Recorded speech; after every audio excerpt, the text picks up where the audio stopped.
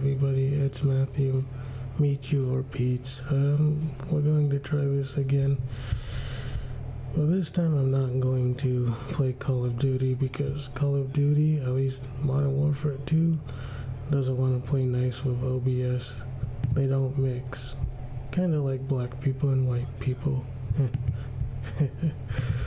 But no, it's probably better if they just keep them separate. So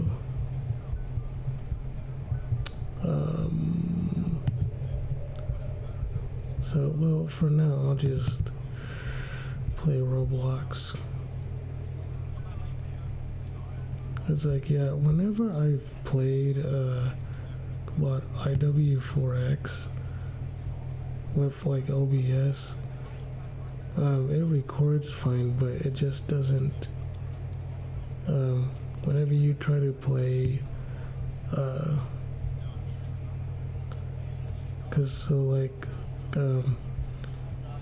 whenever you try to play it with OBS, it just craps out.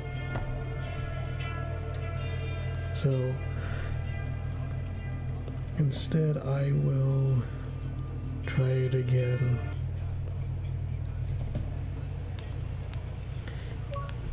And it's going much better this time.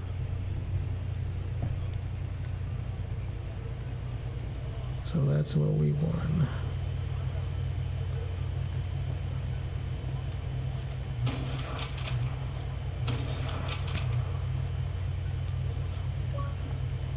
And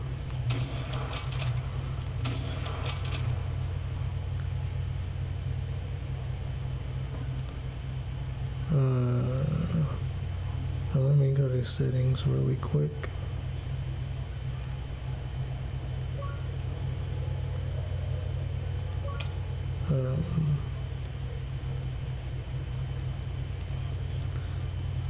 What was I looking for? Oh yeah, the audio.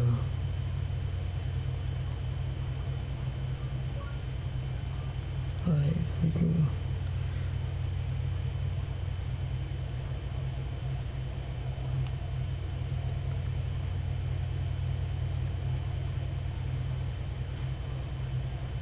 let's just play TDM.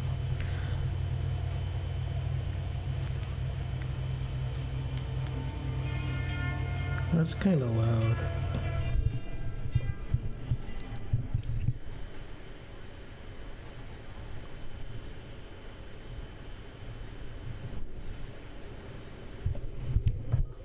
Wow, my fans are working overtime.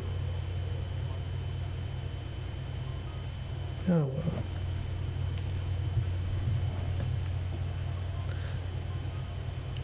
I kind of like it as white noise.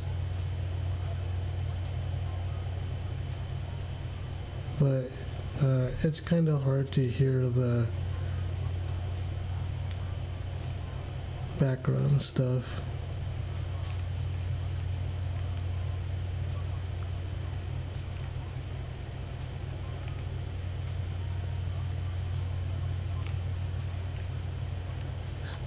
Well, it seems to be running better.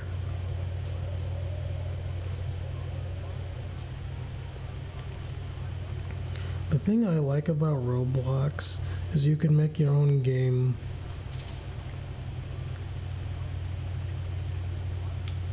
It's pretty cool. It reminds me a lot like Gmod or Gary's Mod.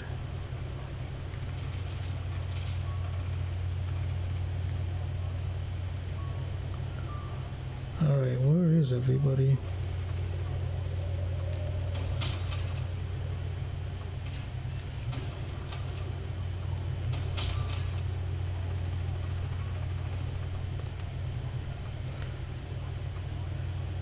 Dude, I remember when I got a 5 on a screen on this game. It was pretty awesome.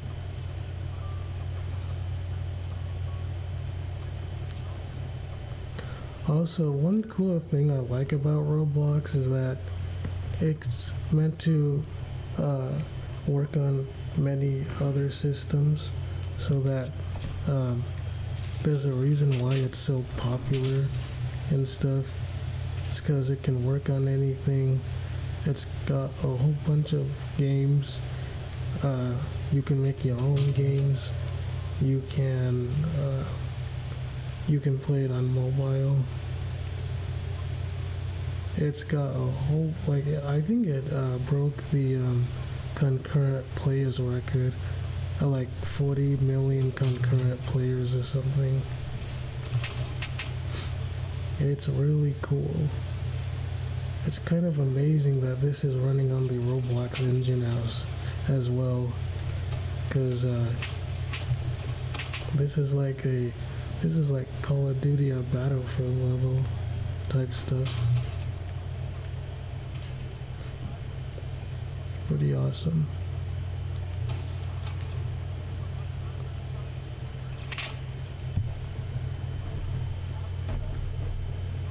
So pretty cool. And I keep dying, but it doesn't bother me that much. I have a lot of fun with these games, and I give these people a lot of credit because they made a wonderful game in the Roblox engine. So that must not be very easy to do, like at all.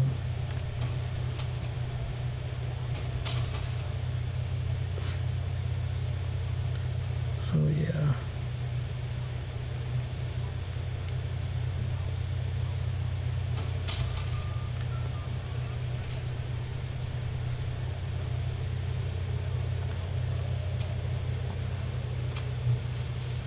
Alright.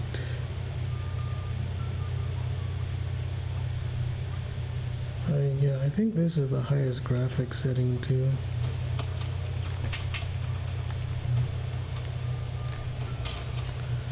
Well, that was close. And it's running just fine, but as I was saying in my last stream, I do want the Steam machine. It's a lot stronger than the computer I have now. The computer I have now only has like 16 gigabytes of DDR3 RAM or something.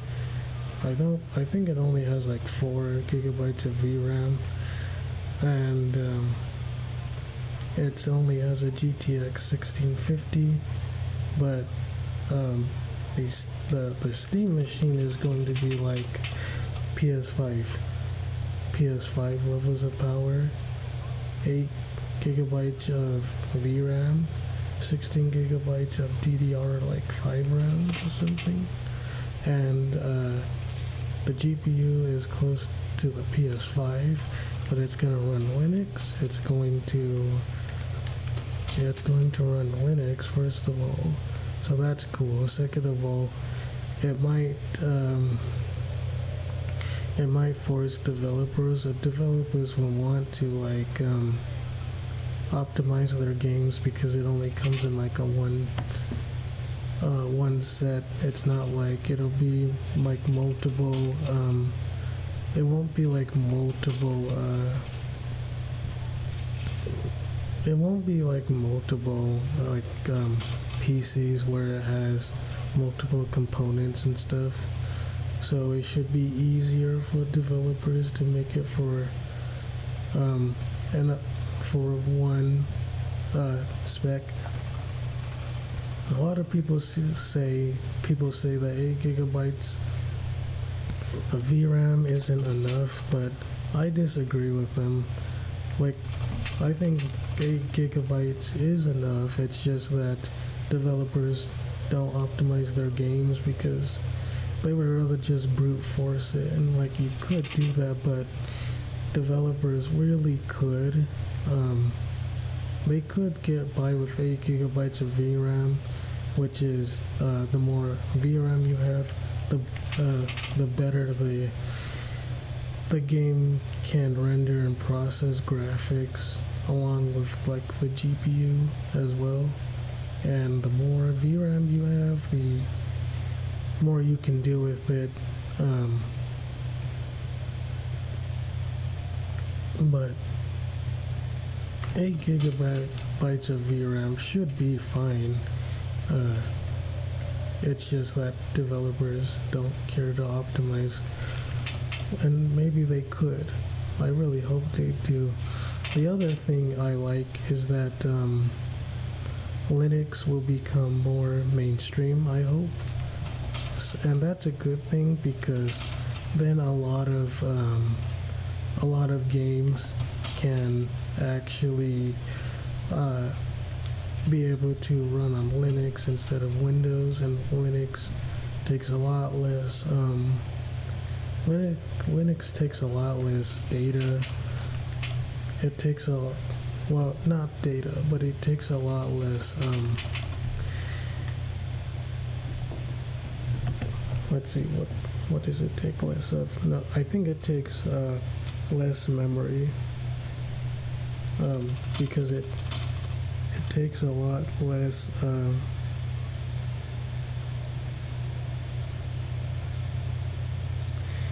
it takes a lot less memory, because Linux is not a memory hog. It doesn't come with a lot of bloatware, apparently, like Windows does.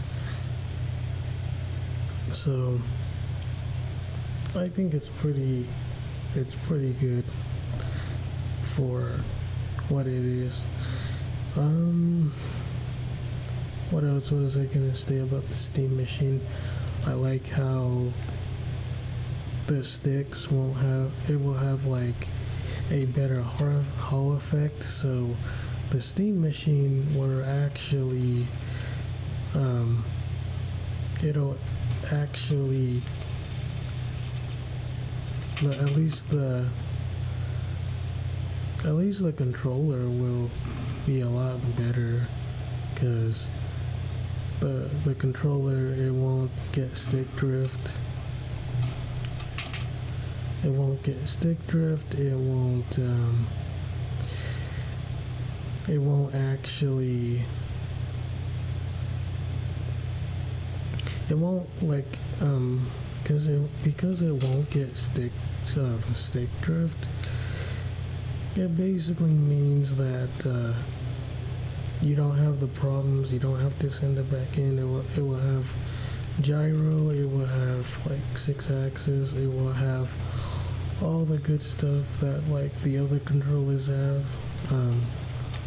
I think something else that I like about it too is that it'll have a whole bunch of trackpads on it as well. So that'll be cool. So you can control it better if you want to. And I think that's just very awesome. So the Steam machine it's correct for me, because the Steam machine, like it will be my go-to PC, because you can still use it as a PC. As for price, I'm expecting $600 through $800. That's what I'm expecting.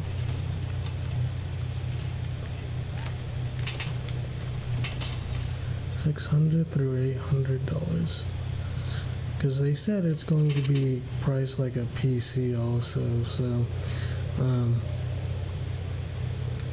I think it'll be good for the price.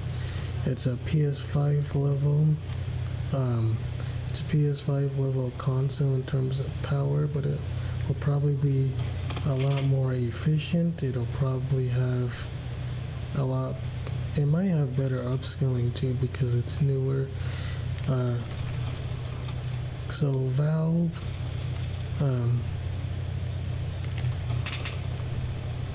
Valve has my respect.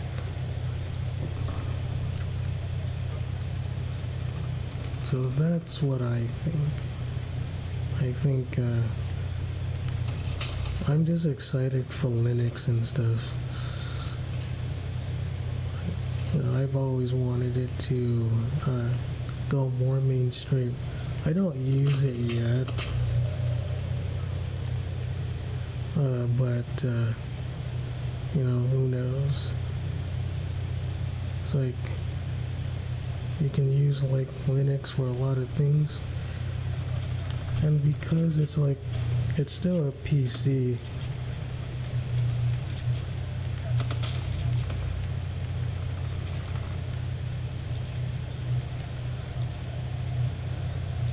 It's still a PC, and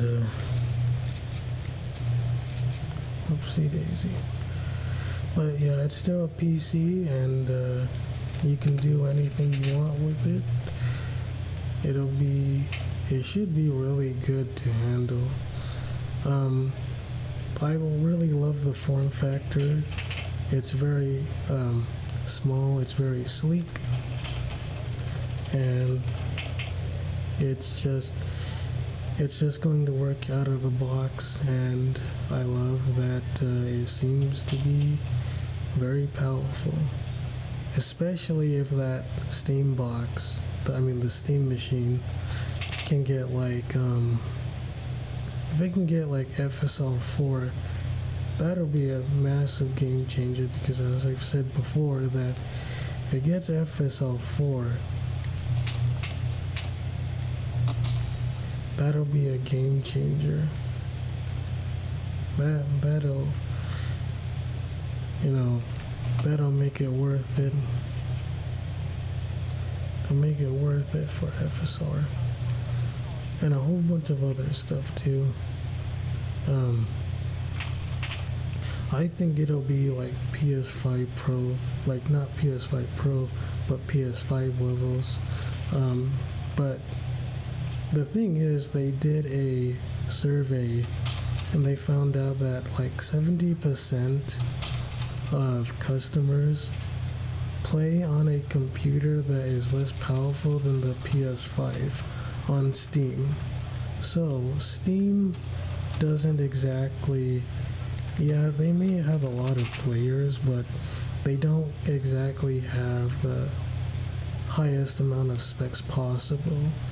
So I don't think it's for console players, and I don't think it's for high, like, if you have a better spec PC than the one, if you have a highest level spec PC than the one that Valve does, or is going to be on the Steam machine, then it's probably not going to be made for you, because it's probably going to be made for the people who want to upgrade, but they don't want to like build their own, or they can buy their own like PC that can just work out of the box. It runs Steam OS. So, and it's coming out like early next year, so I'm very excited about it. The Steam machine is going to be, I think it's going to be a hit. Well, I hope so. I don't know. I hope it's going to be a hit, because I think it's worth it. That's what I think anyway. If it can be a hit, if the Steam machine can just like work,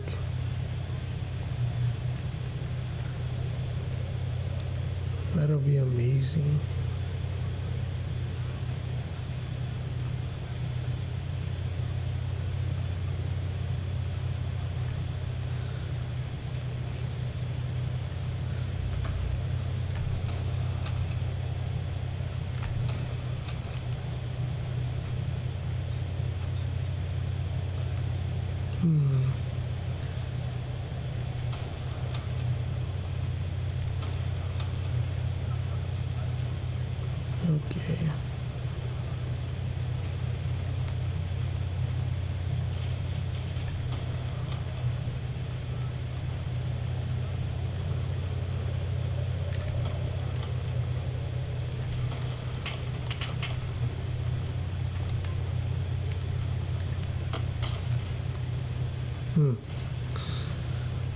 But yeah, that's what I think about the Steam Machine. Overall, I'm very excited for it. I think it's going to be powerful enough. Actually, I think the PS6 might actually be weaker than the PS5, considering that maybe the PlayStation 6 is going to be like a handheld. The PS5 is still pretty powerful, and from what I'm gathering or noticed, the PlayStation 5 Pro isn't exactly like very too far off from the base PS5. The CPU is, I think, very similar, but yeah, we'll see. We'll see.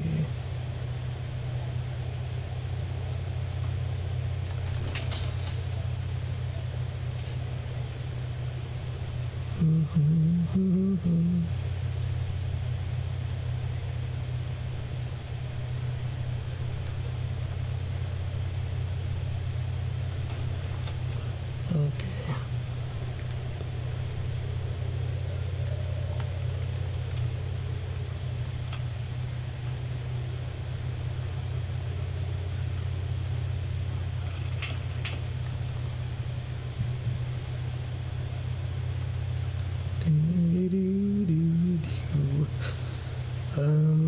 What else do I want to talk about? Well, I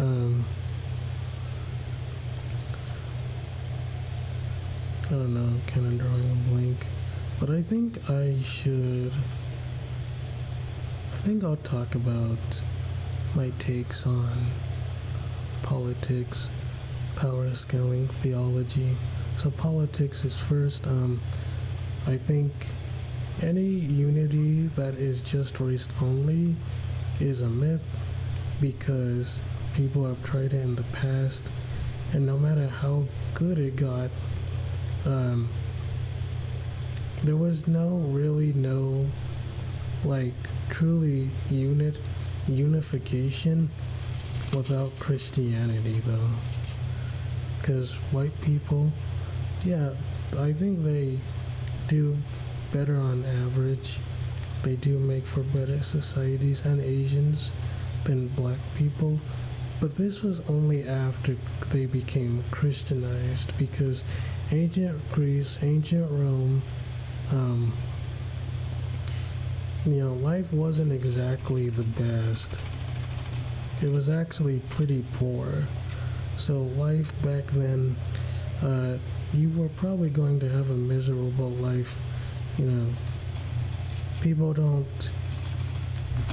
remember the good, they only like the bad, they only remember the good, not realizing that ancient Greece and ancient Rome, you probably weren't going to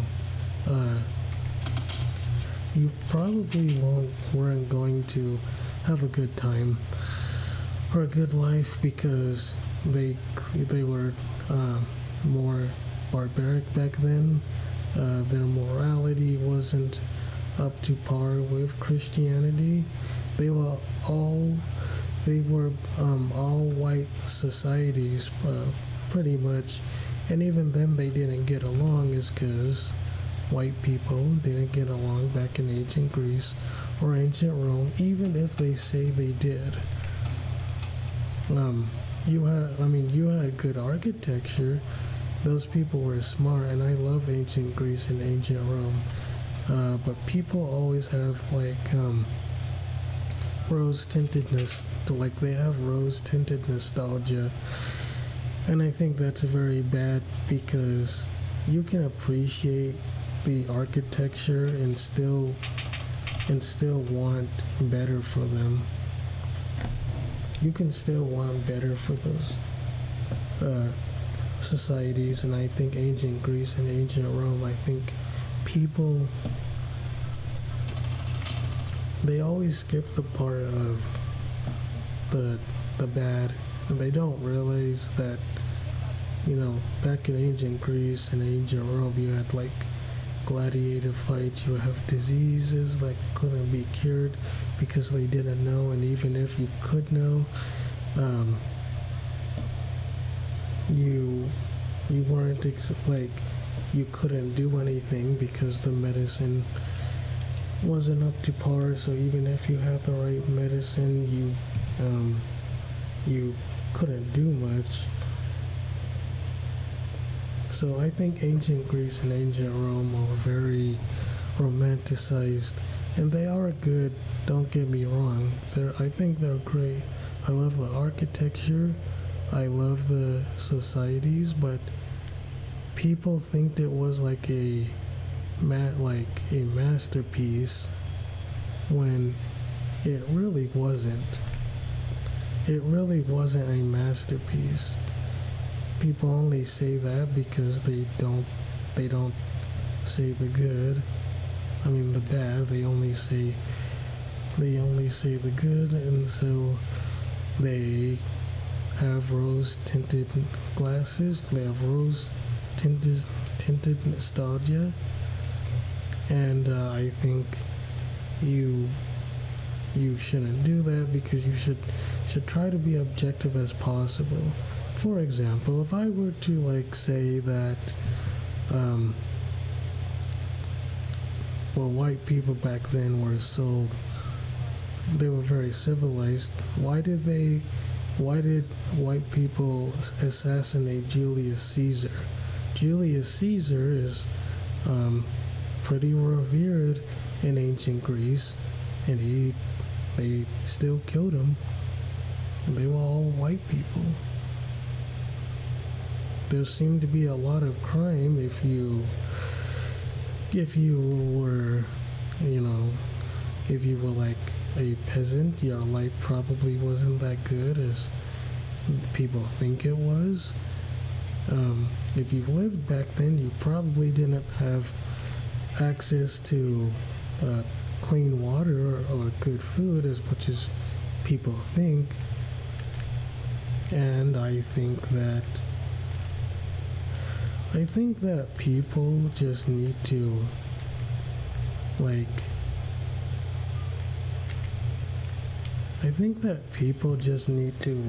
that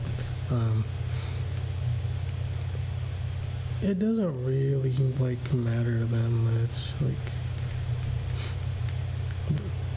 It's okay to say that you like aspects of it, but you can still be objective even if they are your own you can still be objective even if it's your own group.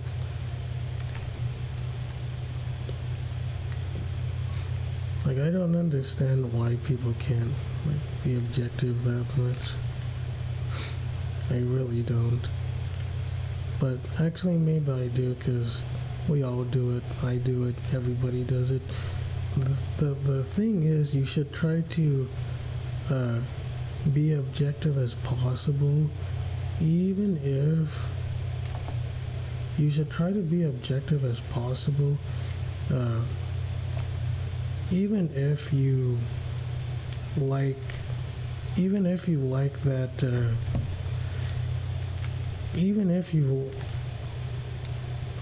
you like that society and the way they did it, you still should try to be objective. Because if you don't be objective with what you believe and stuff, and you just take any attack on anything you think is 100% good as an attack, you're just going to blame other people.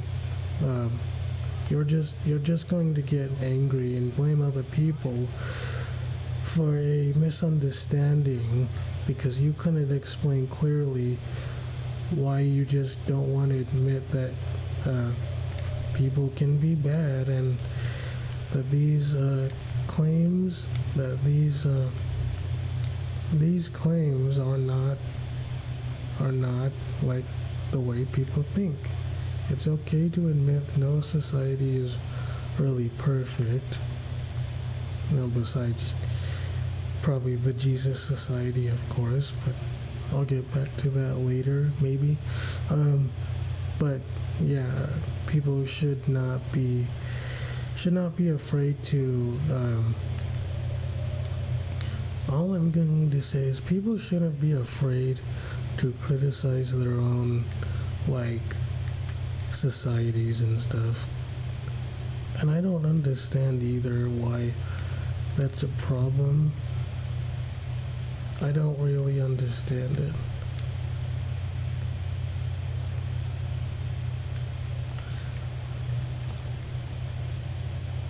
I don't understand why that's a problem for people because that shouldn't have hit.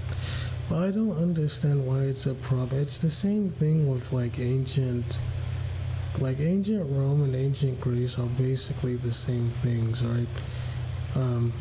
They like to pretend, like, don't get me wrong, they're smart people, but there was a lot of corruption in those societies. They weren't multicultural. They weren't controlled by, like, Zionist Jews, as some people try to blame everything on the Jews for every little problem, and it's like there's like no free will if that's the case, because then you can just blame all your problems on something else and not take like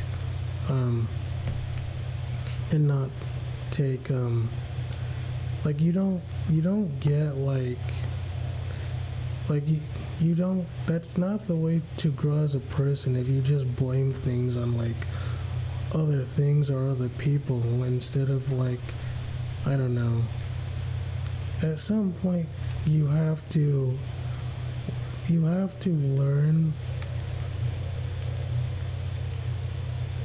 At some point you should learn how to like take criticism. Everybody should, and you shouldn't take it too hard. It's okay to say you're wrong about something. I see a lot of white people do it with Hitler all the time. It's like, you can like Hitler, I don't really care if you do. You can be a Nazi, I don't care. You can be like Hitler, I don't care. You can wear Nazi stuff, it doesn't bother me. But at least try to be objective about him. Don't say stuff like, oh, he escaped to Argentina, or, he either escaped to Argentina, or he either escaped, to like Argentina, Agatha, or there's like Hyperborea, which is basically like, I don't know, the white Wakanda, or which is like, I don't know.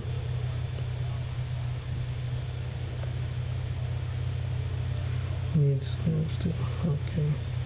PlayStation 6 handheld. Wait, is the PlayStation 6 a handheld or a console? Maybe it's both. It might be both.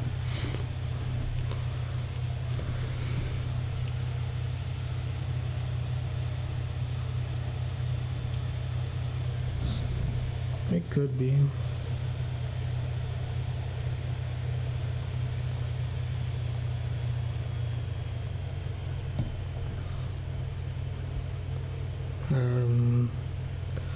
Okay. So here we go. I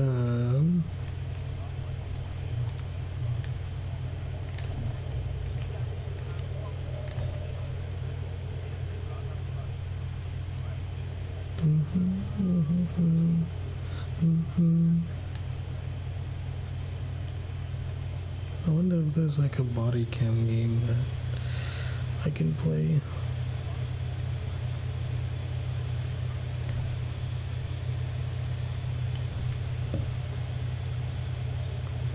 These guys are good though. I'm like playing like pros or something.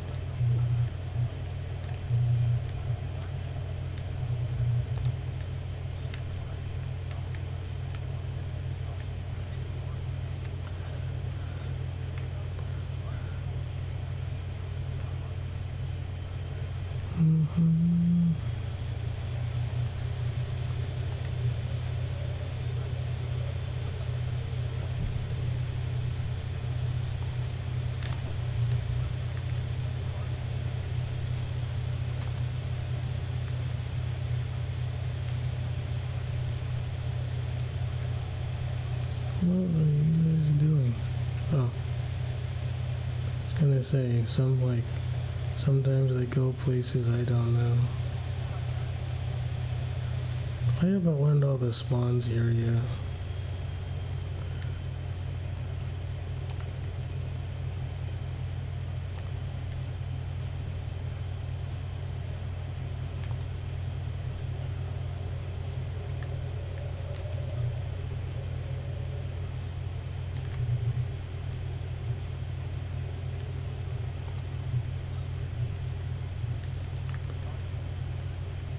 Alright.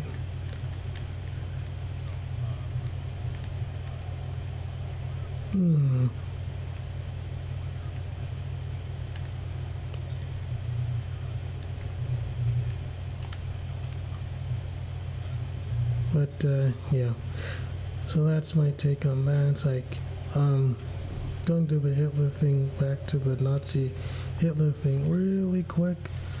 I don't mind Hitler. I think it's kind of funny to troll people with him and the Nazi stuff, but when you say stuff like, oh, why would, how is he the great war, how is Hitler the great white hope when he killed a whole bunch of white people either by sterilization?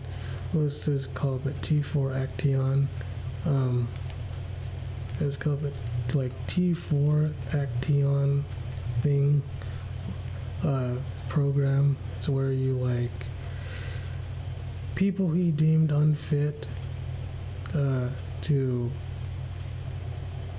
people who he deemed unfit, he would just say, hey parents, if you don't want your relatives, disabled relatives, we'll take them and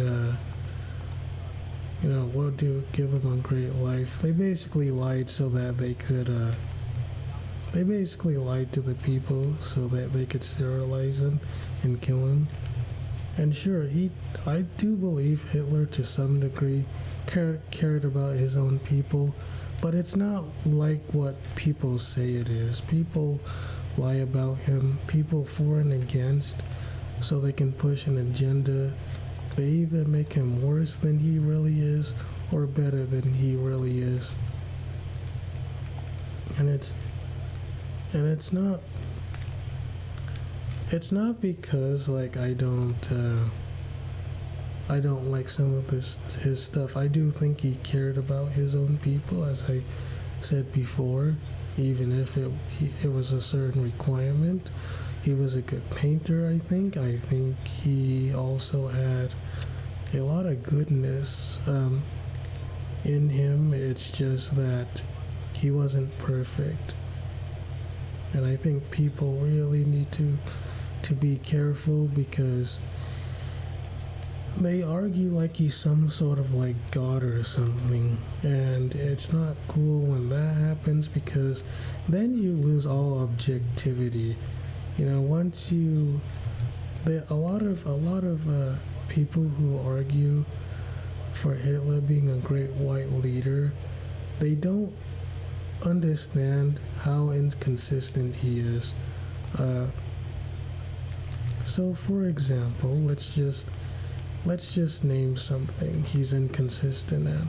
For one, he had multiple non-white people in the military. He had Jews in his own army. One of them was actually a Jewish person.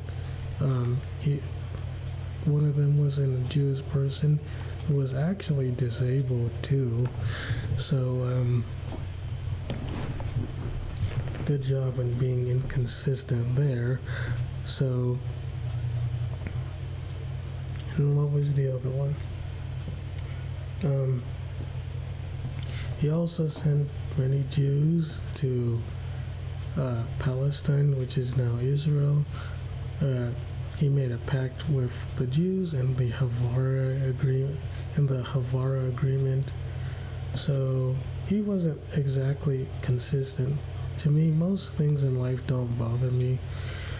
I'm very reserved and don't care, but I guess the things that bother me are the people who are like self-righteous hypocrites who think they're not self-righteous hypocrites.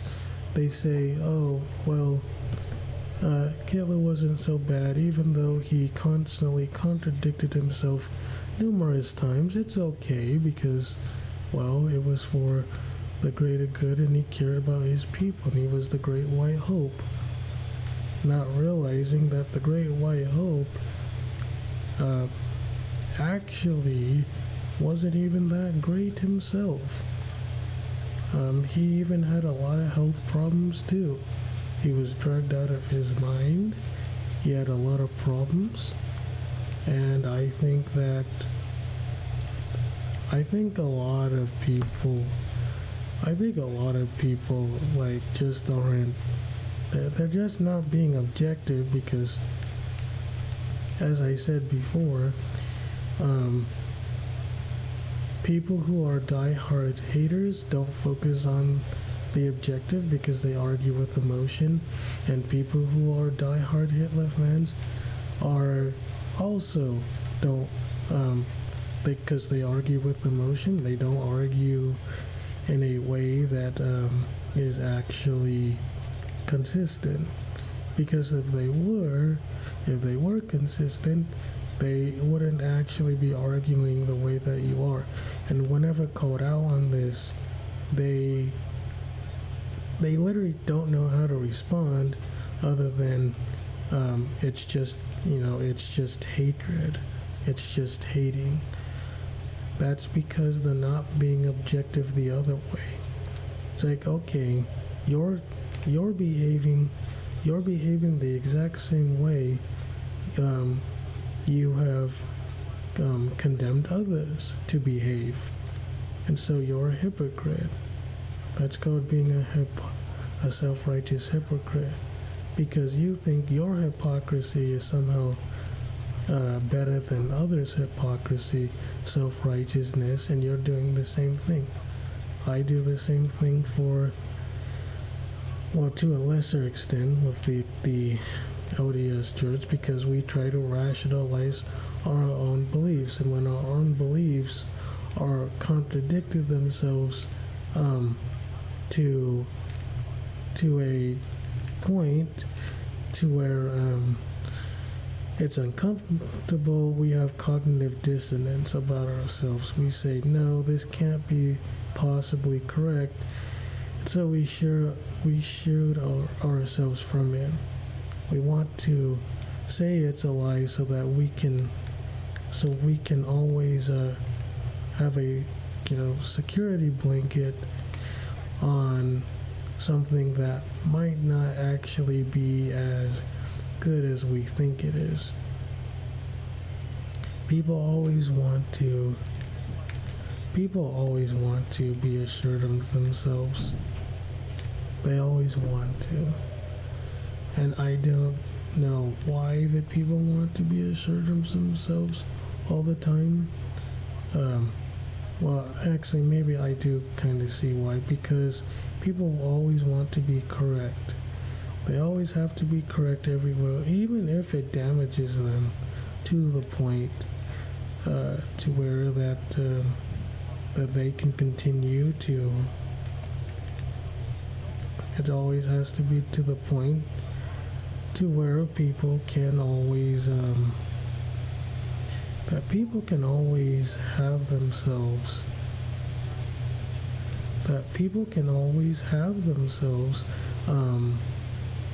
The out. They can always say, well, you took it out of context.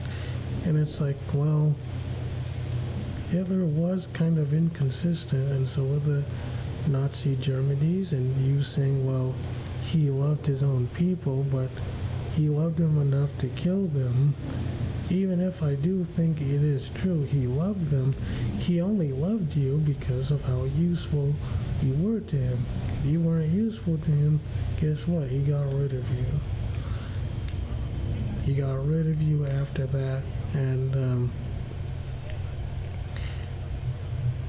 so it's not very it's not very sane I don't know. I think people are very strange.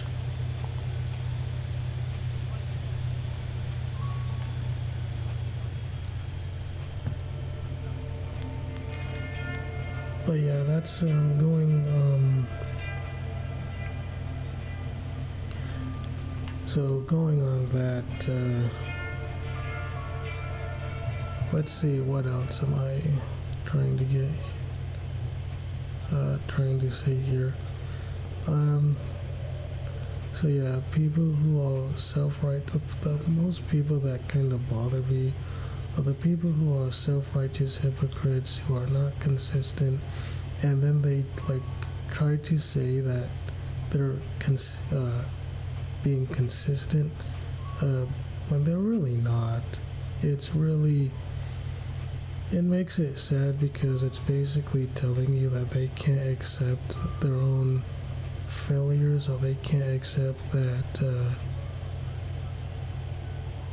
they don't want to accept that it's okay to be wrong. I guess it's because it would shatter their worldview, but yeah, I don't think things are as good as people think. But the only reason why it was better now, after, is because Christianity got a foothold, and then it taught people that, hey, maybe we should try to not kill people. We should try to get along, even if we have slight disagreements about how we agree with anything. At least that's what I think. If other people think differently, that's okay too. I just think that a lot of people they're just not consistent. They're not consistent. They're not coherent. It's not very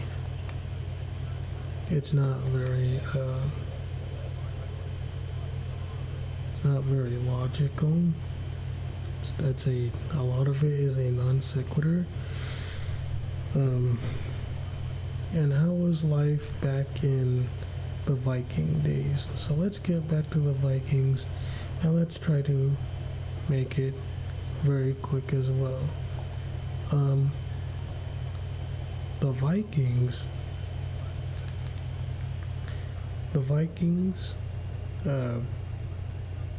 it was pretty bad. So for people say there was white unity even back then, it was wrong for ancient Greece, it was wrong for ancient Rome, it was wrong for Nazi Germany, and it's wrong for the Viking days, because back in the Viking days, they also didn't get particularly long. They pillaged a whole bunch of people, and all of this is to say that people who are like self-righteous morals that come from their own like self, they're either appealing to one of two things. It's either they are appealing to the it's either an appeal to emotion fallacy, it's an appeal to consensus fallacy, or it's just an appealing to intuition fallacy, which if you're just appealing to relativity, then everything it's all relative. There is no good, there is no bad. It just is. And that doesn't exactly work either, because now you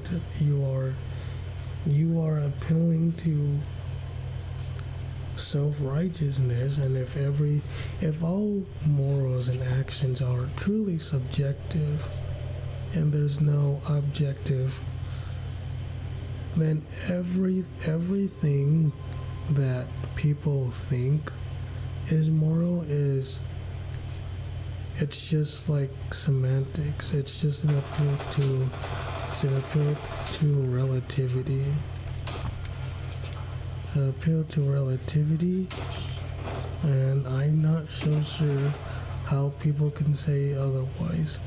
Like, how can you say that it's not an appeal to relativity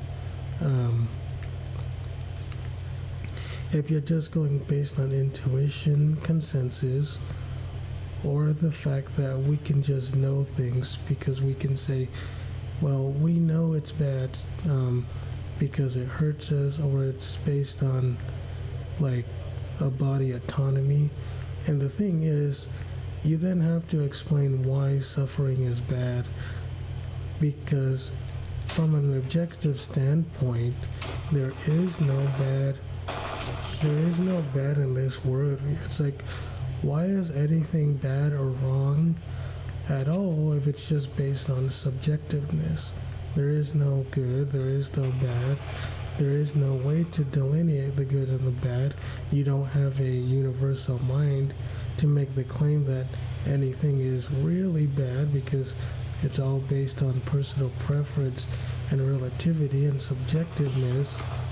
And if that's the case, then everything that you're saying can be applied to you, and I can apply it too.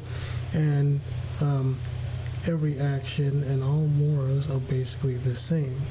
Because if you prefer one thing more moral, I can prefer one thing more moral, and nobody can know what is and what isn't moral. Morality, because everything that's moral is like everything else. There is no good, there is no bad. All the morals are there is no good or bad. All morality is just based on sense data, sense experience, relativity, subjectiveness, based on a human mind that is finite, arbitrary, relative, subjective, finite, and that can't actually give you standards, because there is no set standards. There's no good, there's no bad, there just is. And if you go with David Hume, nobody has been able to, I don't think, solve the is-ought distinction. It's like, how do you solve the is-ought? Some people say, well, we solve is-ought by simply saying that, well, we don't have to do why we should do something. We can just do it because we're here now, and that's just the way it is. And I'm like, that's good for you, but why should we do anything? It's like, why should we do anything if nothing truly matters for any, in the end, nothing truly matters. It doesn't matter because everything is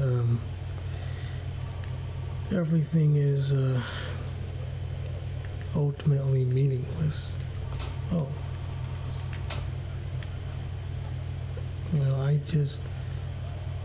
I still don't know how people can say it's not, like, it's just not meaning, that it's meaning, like, they want both meaning, they want a meaningless universe to have meaning, and they want to have meaning, not realizing that without God you can't have objective meaning, because you don't have an objective mind to ground the meaning. You don't have an objective mind to have the meaning. You can't even say what objectively is or why it's bad, other than, again, as I've said before, just your personal preference. That's all it is. It's just one preference over another, and it's all subjective. And the only reason why some people say one preference is better than the other is because of groupthink. And groupthink is not based on objectivism, because if one group said, well, 2 plus 2 equals 5, and we all agreed on it, then I guess that means that 2 plus 2 must equal 5 now, instead of 4, because we all agreed, and that's the consensus fallacy. It's just in a consensus. It's just in a it's appeal to a consensus. It doesn't work. And I know some people are going to say, well, you can still do morality without God. It's like, sure you can, but the issue is that how do you account for a deterministic universe to know that what you're saying is actually valid? I mean, you can't know if you have free will because you're bounded by the universe. You're just simply cause and effect in a machine that can't actually know really anything. You can't even know that you're doing the things that you think you're doing. So I can't know if it's me talking right now, or if I'm just being forced to play it, because it's like you wouldn't be able to tell, to delineate, because you don't have free will. And if you don't have free will, then nothing you do truly matters, including the arguments. Because if your arguments are from like determinism, then you're not making arguments, because you have given up the right to argue the minute you say, well, everything is just cause and effect, because you can't actually prove that it's you doing it. And you can't say it's just determined, because you wouldn't be able to tell if you weren't determined or not. You're just saying, well, it's just cause and effect. I'm determined, but I'm going to live my life as it matters, but really nothing matters in a cold, dead universe that doesn't really care about you. You need God for any meaning at all. You need God to create you, because if God doesn't make you, then at that point, everything you're saying is invalid. Everything you do is invalid. Everything you care about is invalid. Your emotions are invalid. Everything is invalid. Why would you care about anything, including your own arguments? Why would you care to be consistent too, if being consistent doesn't really matter in this case? I mean, everything is meaningless. You're not making arguments. You need to try to.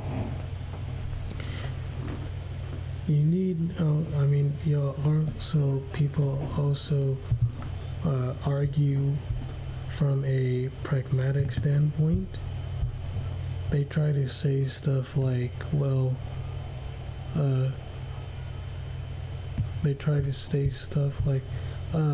we can know things.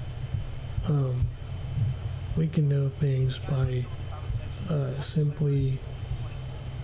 We can know things by simply saying that.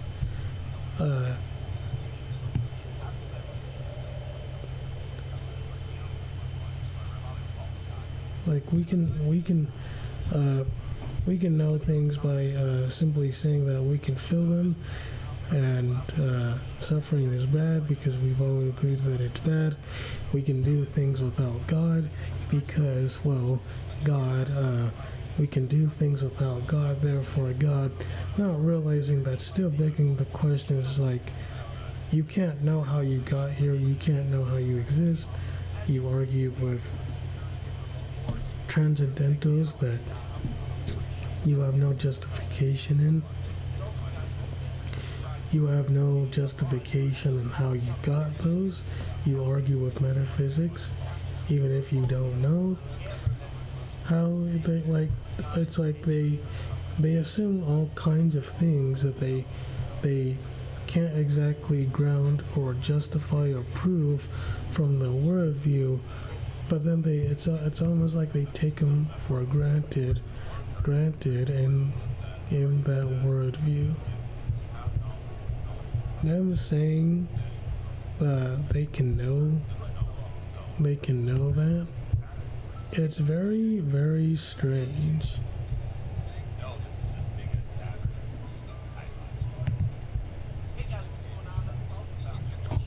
It's very strange. I think it's very weird how people think that. I think it's very strange. It's very weird.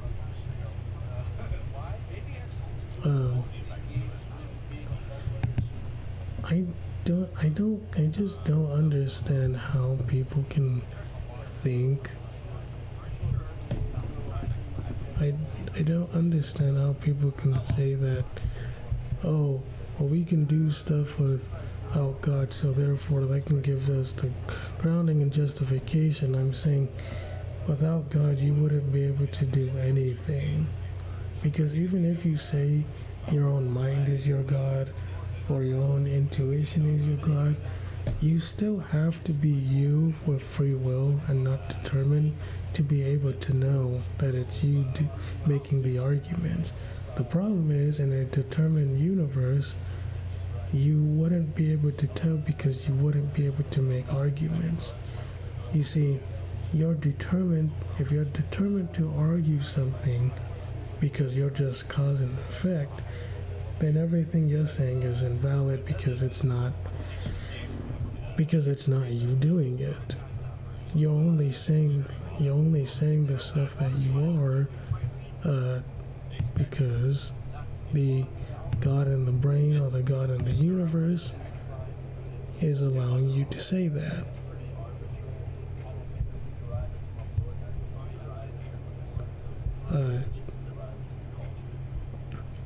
So I don't understand how people say, "Oh, well, God can, yeah, he still has to follow the laws of logic, and he's still bounded by, the eternal." It's like, okay, even if that was the case, that he still has to be consistent, and he still has to follow like logical laws, because he can't do a logical contradiction. That doesn't mean you can just say what he's capable of. It's like, if you can't possibly know what God would do, because you can't. If you can't possibly know,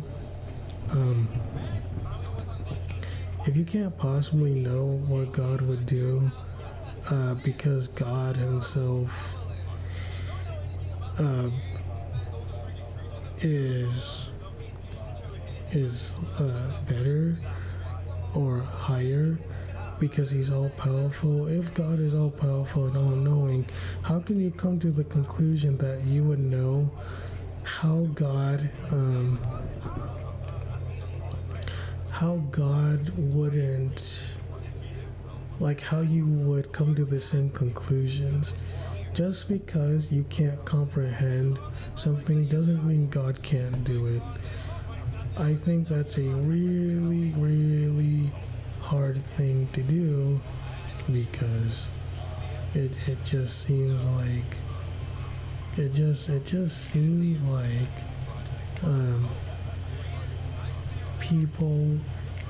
people want to think that they can, like, I don't know, I guess outsmart God or something, which never works. It never works. Oh, I'm gonna outsmart God. It's like, yeah, good luck with that. And then it never happens because God eventually outsmarts everybody and he humbles everybody. If you're not humble, you will be humbled eventually. So, good luck with that.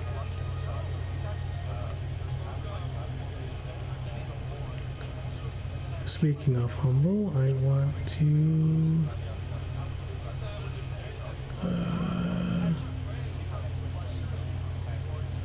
go to a different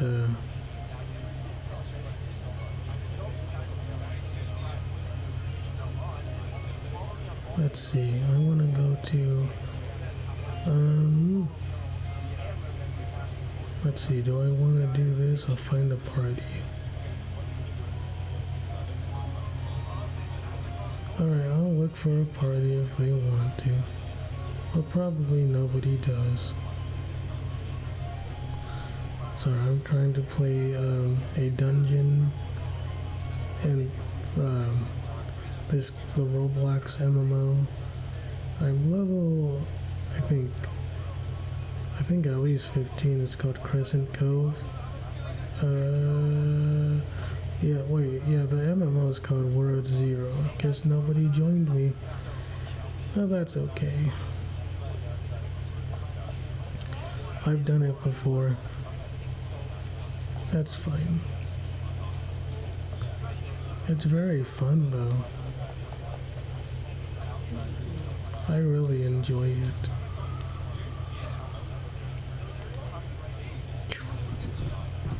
I'm having a lot of fun with this MMO.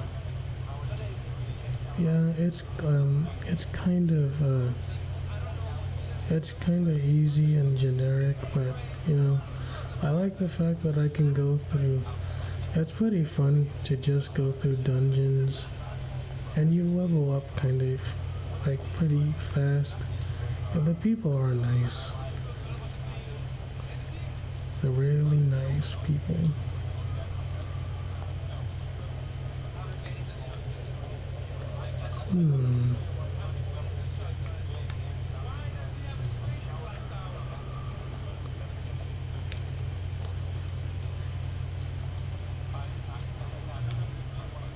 Yes, I leveled up.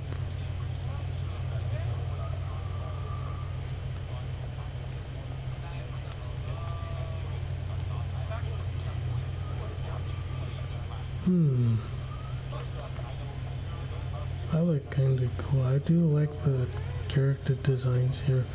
But yeah, anyway, yeah, I think people just need to be humble and realize they can't exactly outsmart God. They think they can, but they really can't. Also, God probably knows a lot more than people think. Probably a lot more than people think. And that's not a bad thing. It's just people need to... Oh, dang. I put my staff away for a second, but I got it back out.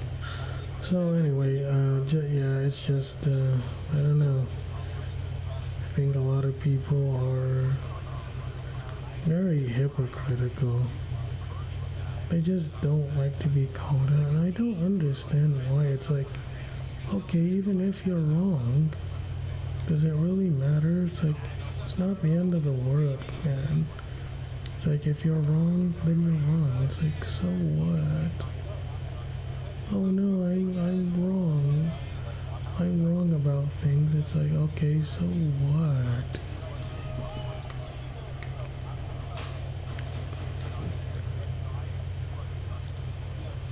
Like, I'm wrong about things. It's Like, we're wrong.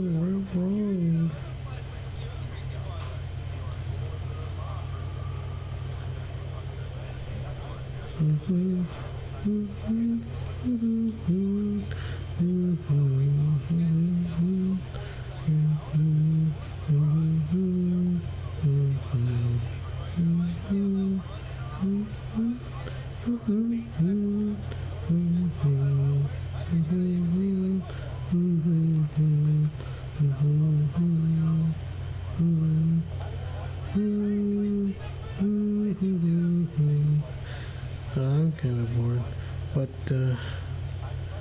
what else was I going to get into? Theology. Oh yeah, so I'm an LDS Mormon, and I believe that I'm kind of a rebel Mormon because I don't always believe in the complete I don't believe in the typical Mormon stuff. For one, I don't believe in the infinite regress of gods. I believe Jesus Christ has always been God, along with the Holy Ghost and the Holy Spirit. So I don't think they became God. I think they were always God. Even as an uncreated intelligence, Jesus Christ was just vastly more, he was just vastly higher than any others, than any of us, because I believe as an intelligent, he was God. It even says he is eternally God.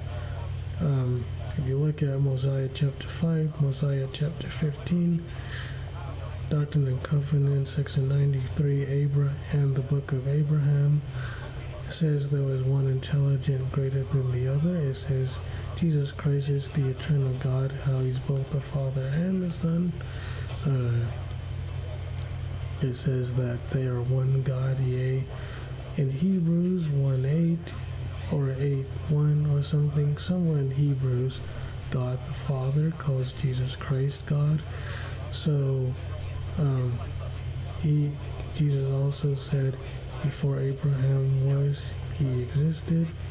Jesus Christ is called the Word of God. So he's not just like saying that, he is that. So in the beginning was the Word, and the Word was with God, and the Word was God, and the Word became flesh. So then the Word is Jesus. So he was there from the beginning with God the Father. And if he was there from the beginning with God the Father, then along with the Holy Spirit / the Holy Ghost, then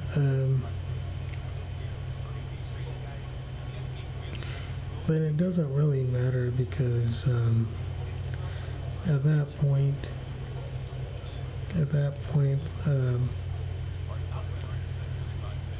that there really is no way to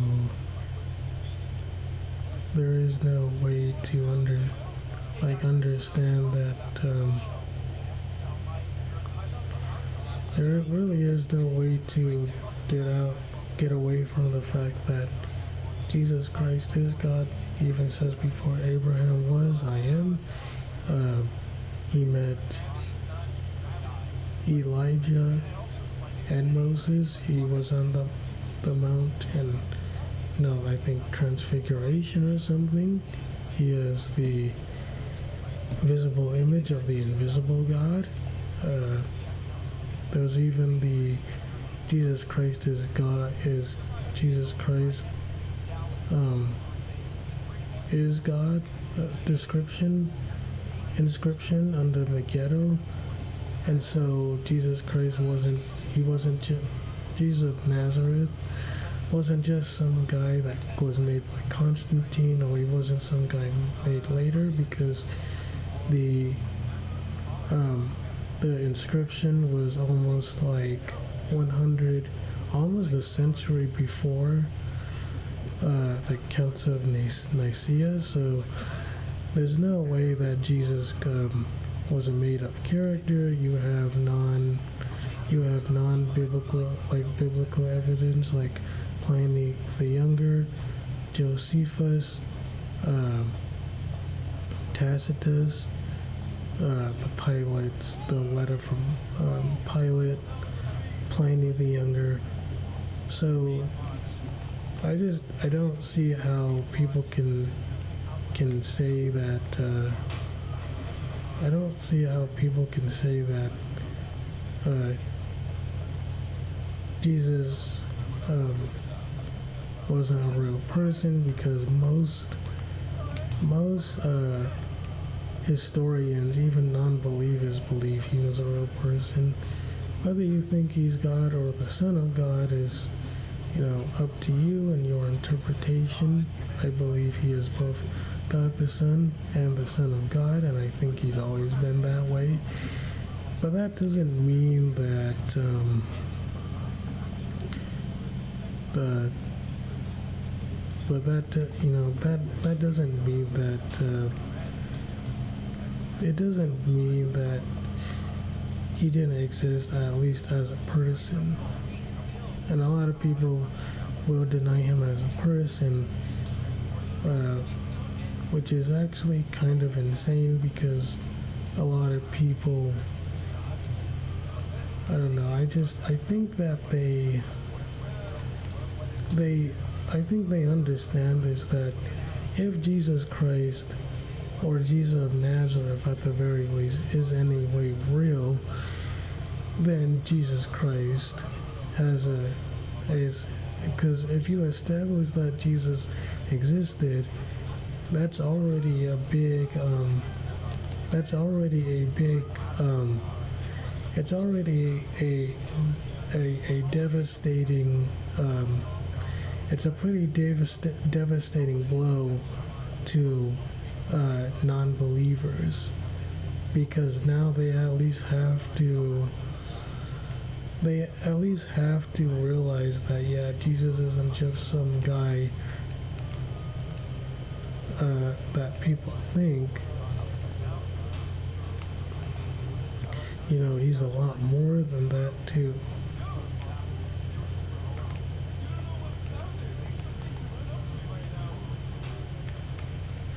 So yeah, it's like I think a lot of people have cognitive dissonance about it.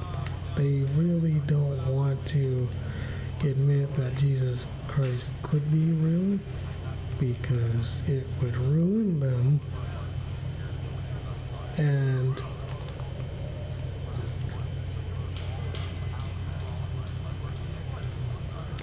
I think they understand that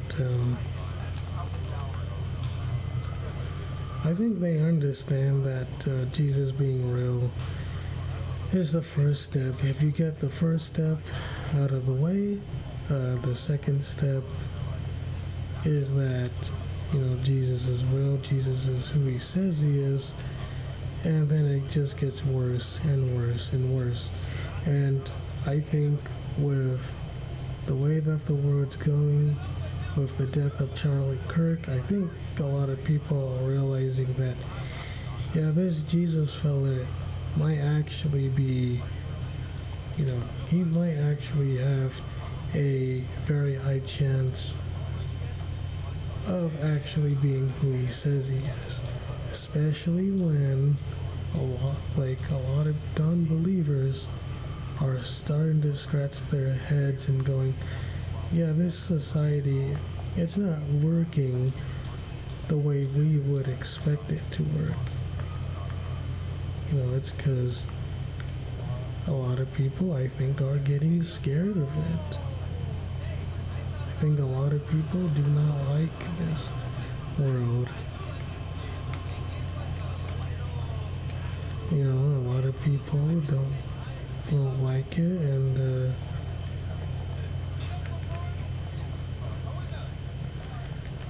a lot of people don't like this world, and it sucks, but it's unfortunate, but I think that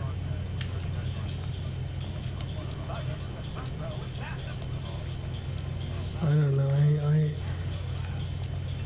I think that a lot of people, you know, they need to not have Jesus be real. It's too devastating for him to be real. He can't be real under like any circumstances. At least according to them.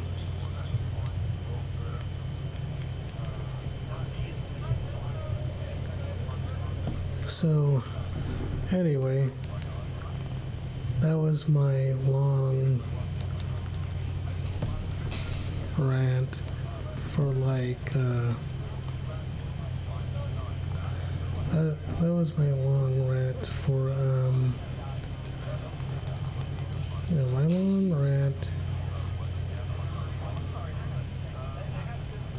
It was my long rant on, Jesus and how he does actually make a lot of sense. Why I believe what I believe, how I'm reserved, and all that jazz. So, what else should I do?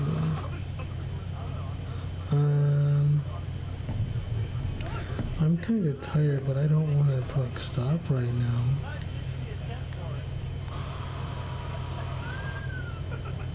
So what should I do?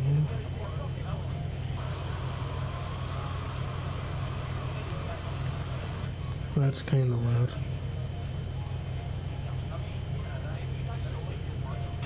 Oh, you know what I will do? I would just sit here for now and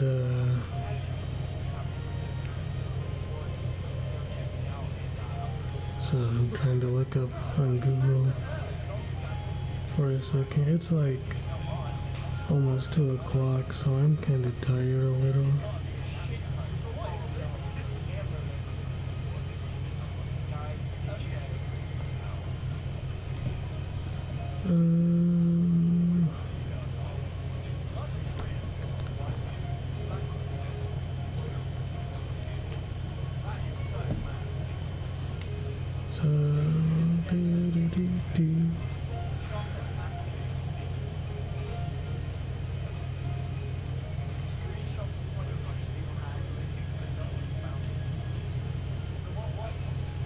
There's a Christmas event?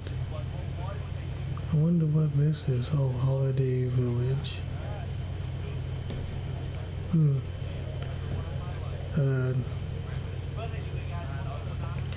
Oh wait, so power scaling.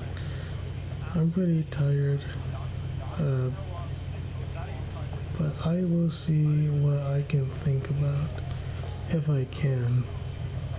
My brain is kind of dead, but I will try. So politics and religion and a lot of the other stuff is kind of out of the way for me. What else do I think? Well, let me see.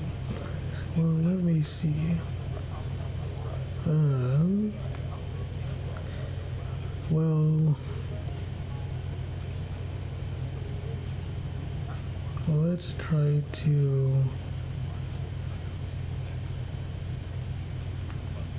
think.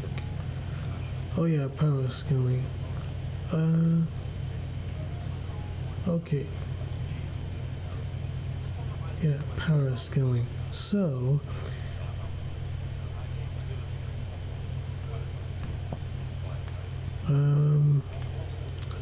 yeah, I like power scaling a lot.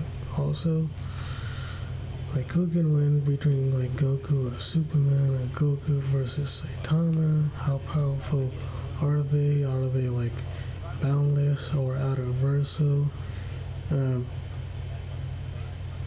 I did actually do like power scaling before I even knew like Seth the Programmer. This was back in like, I want to say like 2011 or 2012. It was a long time ago. I did it on lounge forums, and for the longest time I thought Bugs Bunny should be Goku because he has Toon Force and it was very amateurish, but Bugs Bunny would beat Goku because Bugs Bunny has Toon Force, and he went outside. He was able to go outside of his own story and be the author and the painter and duck amok, and so Goku wouldn't be able to do anything to him. But I didn't know about higher dimensional tearing. I didn't know about different higher dimensional scaling for Goku. I didn't even think about it because I was younger back then and a lot more amateurish. So it's how high do you scale Bugs Bunny? I think there's a case for at least canon Goku, not God Fusion Goku or Jump Force Goku or Xana Goku. That canon Goku can get to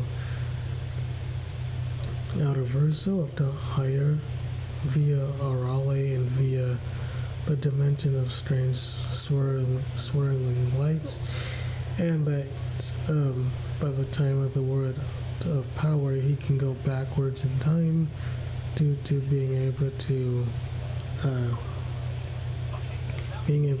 skip through its time cage. So people should be able to you could argue he's out of verso also from shaking the world of void, a dimension with infinite nothingness. And if it's infinitely scaling higher than the macrocosm, which he already surpassed it in the beginning of the Battle of Gods, the macrocosm has infinite sets of infinite layers of so there's the 3D universe that are in, and then they have outside spaces outside of that, and these are infinite in size, but the drawing is just to know where everything is at. It's not actually an accurate size limitation or anything. It just makes it easier to know where everything is placed in. And the clash between Beerus and Goku, God Fusion Goku, at the beginning of the series, it threatened to go all the way up to the afterlife. It's an infinite distance away, and so Goku would have to have over infinite power, and above infinity of a 3D thing is a 4D thing, and so on, and higher, and so on, and so on, and so you would be even higher than that. So I think a lot of people,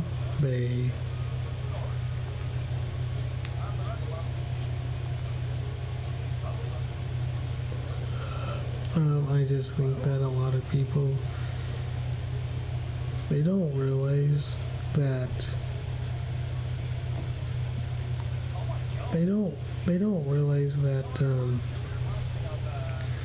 a lot of stuff goes into power scaling, and who wins between if there's two boundless characters, for example, let's say there's two boundless characters, and they're both so far above the dimension and tearing system that you can't scale them with normal math because they just dwarf everything.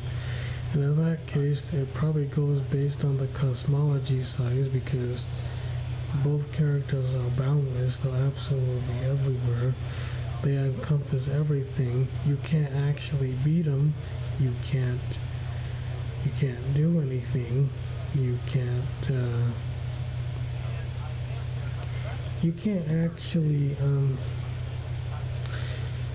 You can't do anything. You can't get rid of them. You can't really hurt them. They encompass everything. They're basically all of existence and reality. What are you gonna do to a boundless person or character? Well,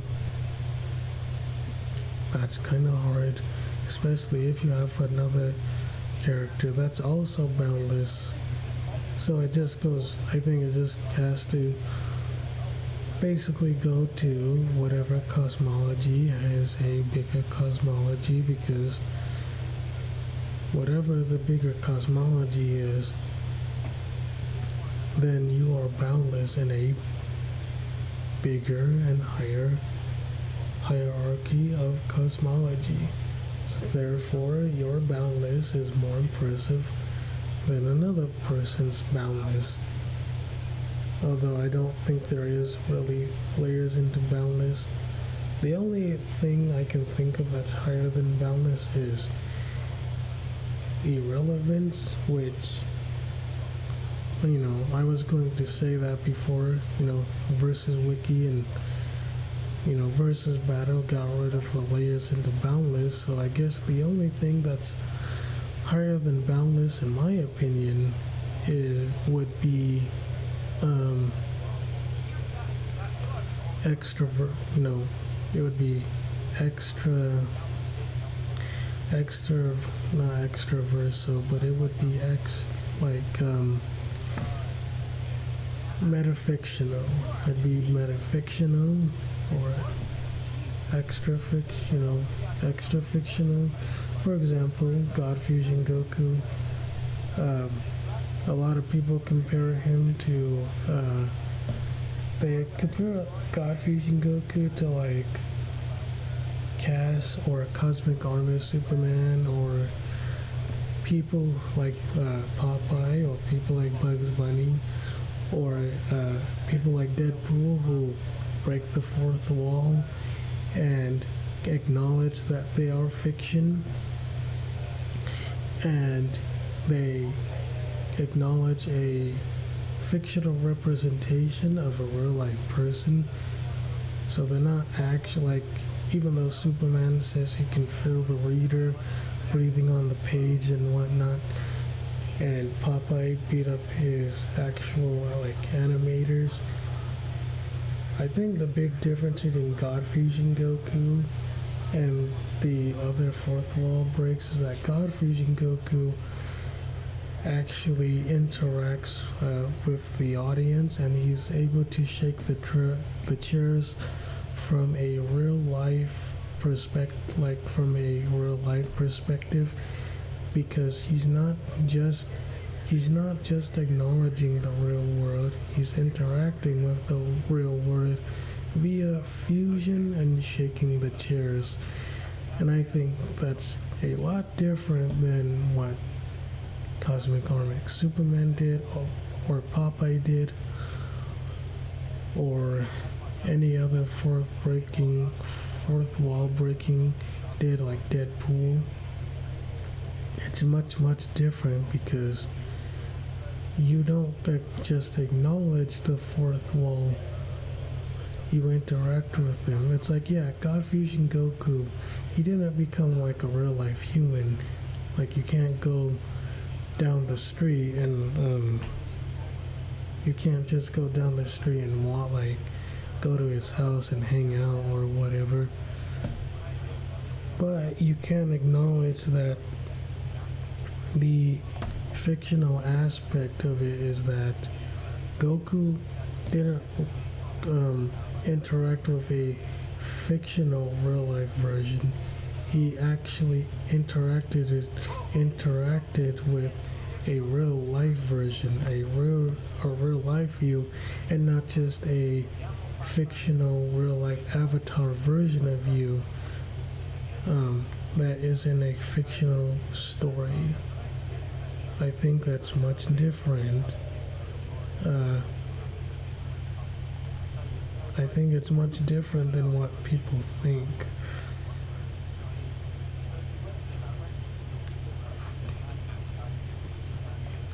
And so,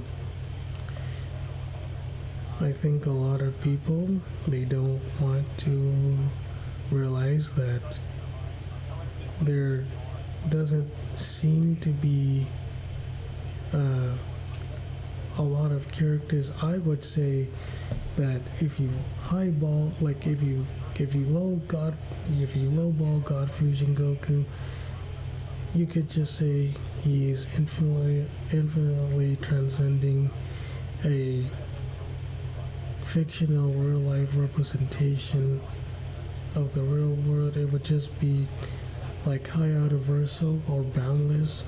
But if you take the highball, then he would just, I think, basically scale above fiction, because no matter how hard it is, even infinite layers into a like 2D still doesn't get you into 3D. You could have infinite layers of boundless 2D, and it still wouldn't be compared to infinite like 3D. It would be infinitely above, like SCP-3812 or the white light, for example. Those characters, SCP-3812, yeah, he's written supposed to always go above his own narrative, right? You know, people say he's always supposed to go above his own narrative, and he's not really supposed to he's not really supposed to actually, like, he's not supposed to like be interacted with. Like, he's infinitely transcending hierarchies, and infinitely doing that, he infinitely transcended our actual reality.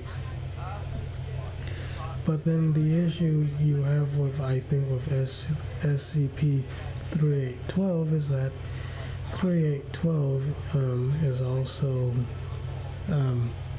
he's schizophrenic. He doesn't have self-control.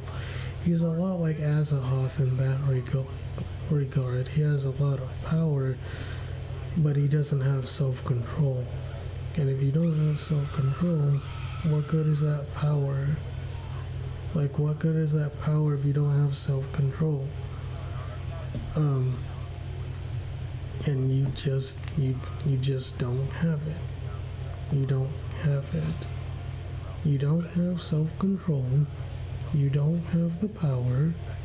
You don't have it. And I think that people need to like get over themselves. They have to admit that SCP-3812, he doesn't actually do what people think he does. He doesn't actually, he's not infinitely transcending. You could just say it's a no limits fallacy, because you can't actually prove that he's actually doing it. Even if his narrative is written to be that way, it's a lot of interpretation. It's a lot of just based on the narrative. SCP-3812 doesn't even have self-control. He's got schizophrenia. I mean, some god he is, because he has so much power, but he doesn't know how to properly stop himself. So he's a god without self-control. or self-awareness, much like Azaroth. He's not called the blind idiot for nothing.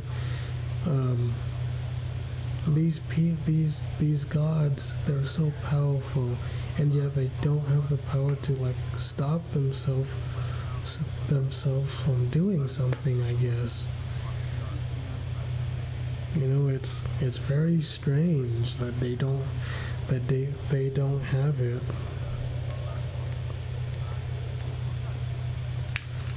But I don't know. What do I know? I'm just a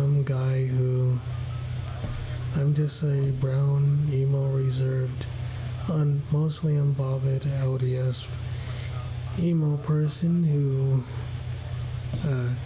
has a lot of disabilities.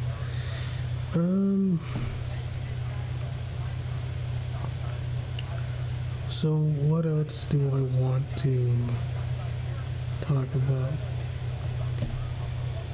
I don't really know. I'm very, very tired right now. I'm having trouble.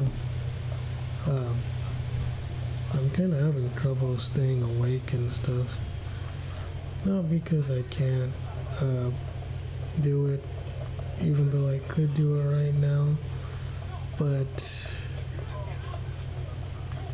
I feel like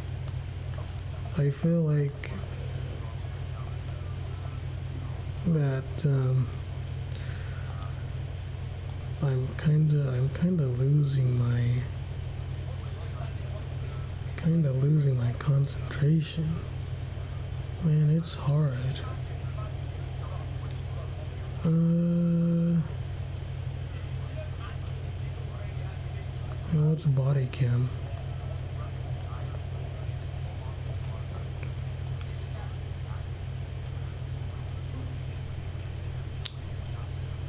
Warning. This game contains flashing lights. So,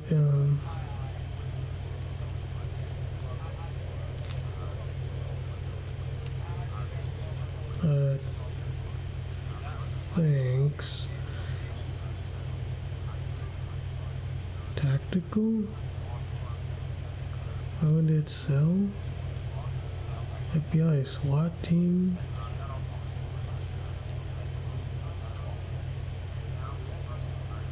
I don't understand. I haven't played this game before. Wait, house raid? What's the house raid? I don't think we're working together, are we? Yeah. Guess we'll find out.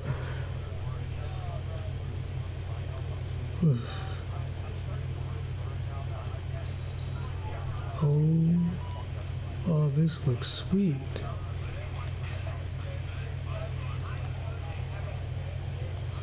Let's go, everybody.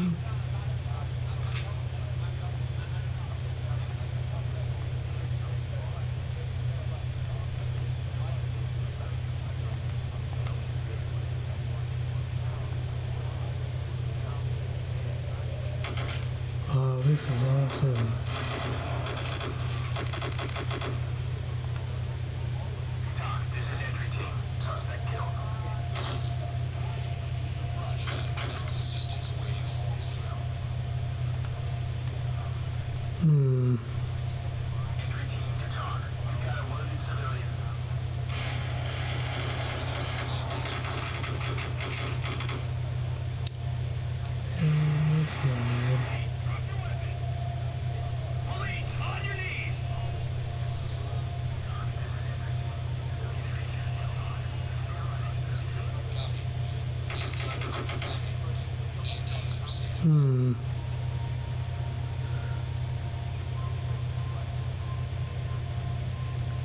Don't move, buddy.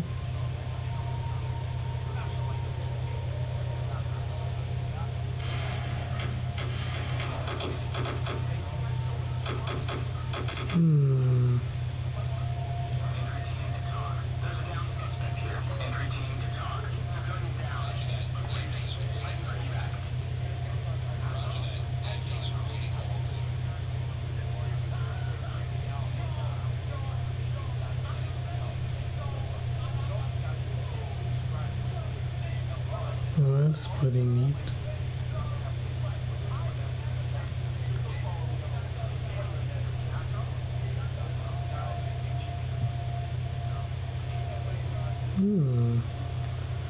Can I run? Alright, it's RB.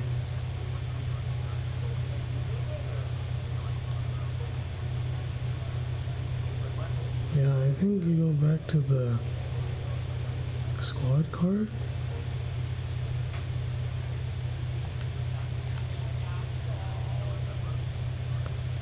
Maybe not. I don't know. I've never played this before. I need a tutorial.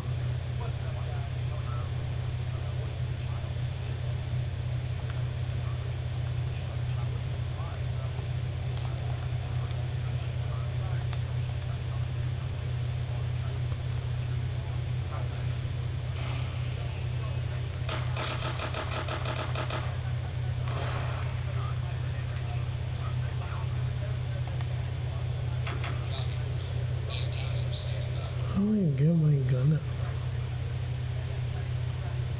Alright.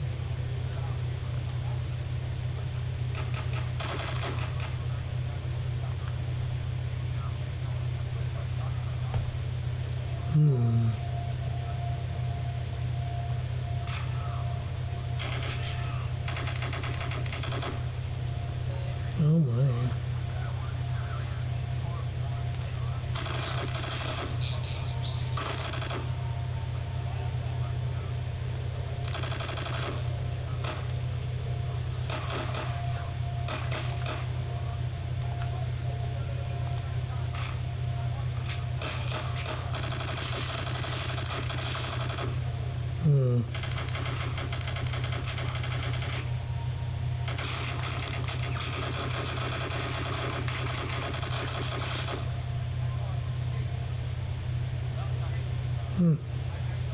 I don't know, maybe that is. Oh wait, secure the hard drive.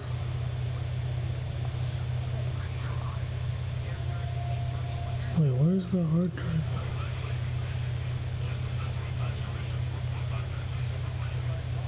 Oh, okay. Huh. Well, that's pretty interesting. That was kind of fun though. Well, let's go back to the lobby.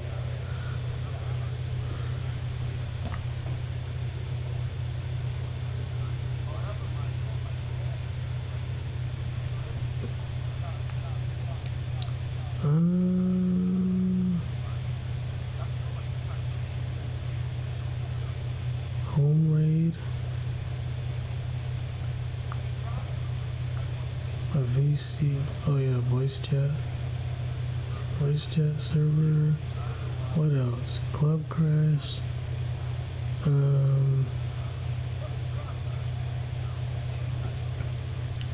What else do we have?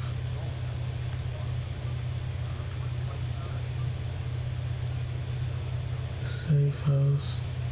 Yeah, but they all are like hard though.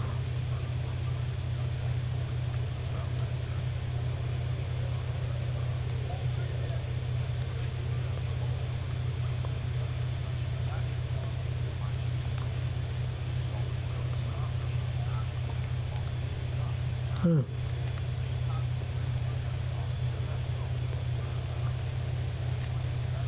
Okay. I'll try it myself if I have to. Alright. Hostage rescue. 25 Glendive Avenue, October 23rd, 4:43. Alright. Okay.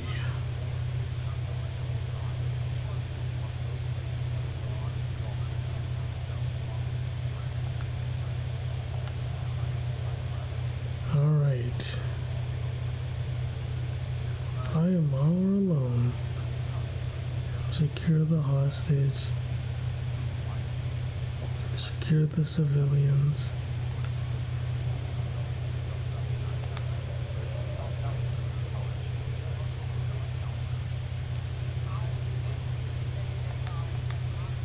Okay.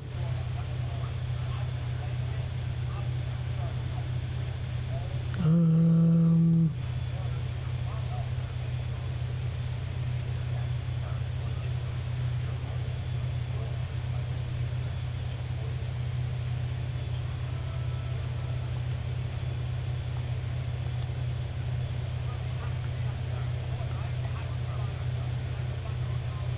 Hmm.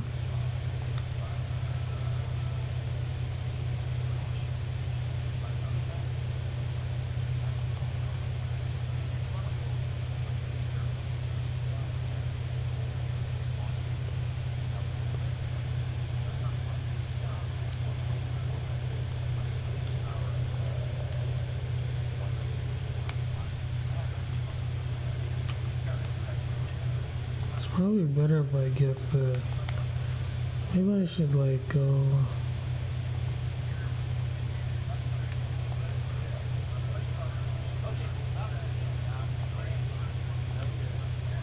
Okay.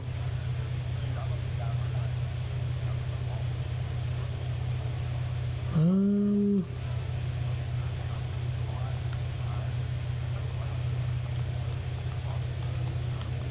How do I open this?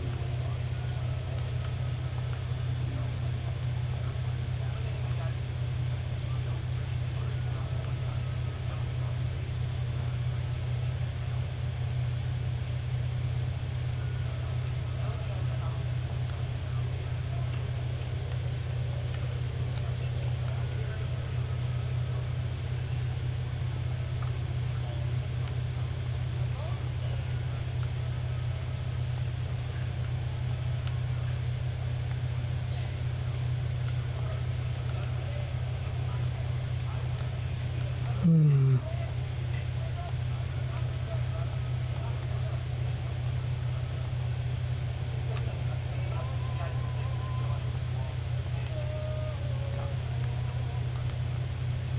Let's see.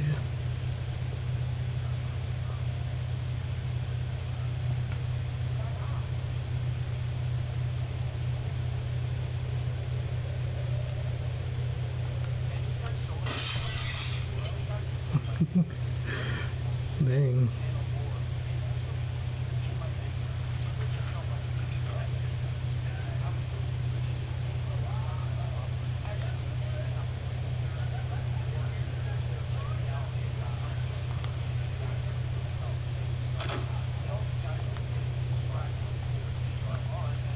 Hmm.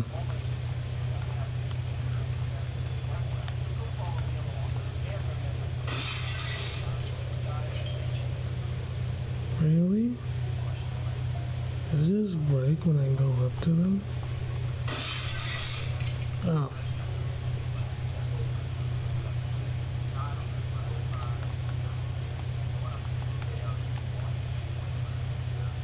Let's see.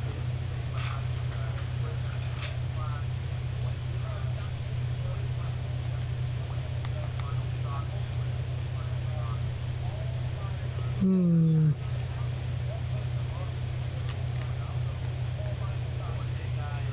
Okay.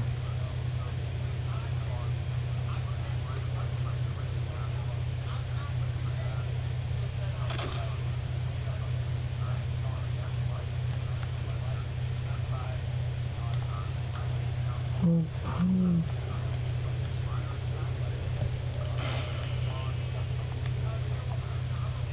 Well, at least we're in now.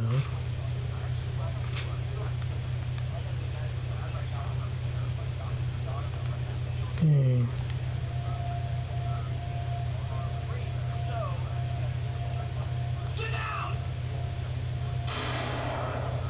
Dang it. Alright.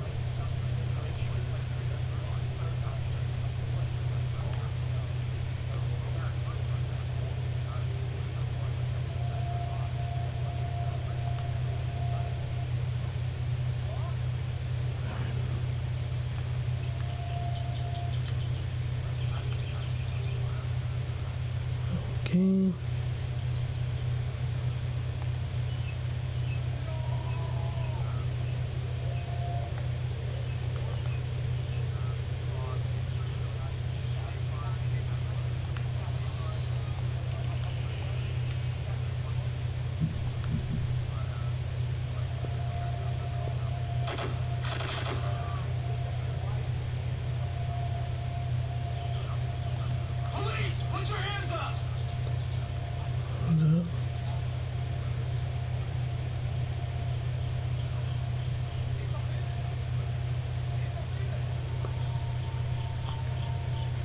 Okay.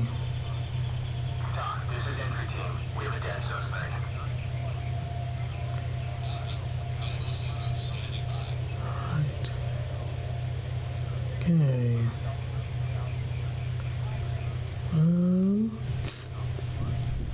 Wow, this is really atmospheric with like only one person instead of like 5 or 8. 8's kind of a lot though.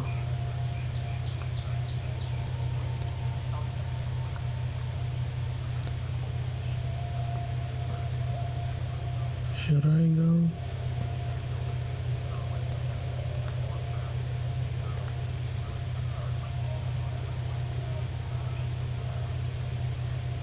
It might be like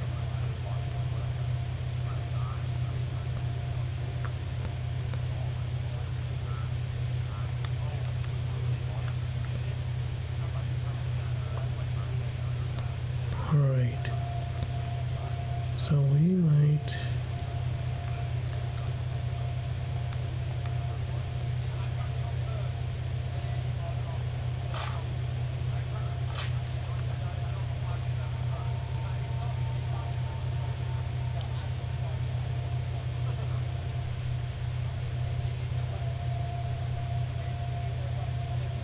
I'm not gonna shoot you.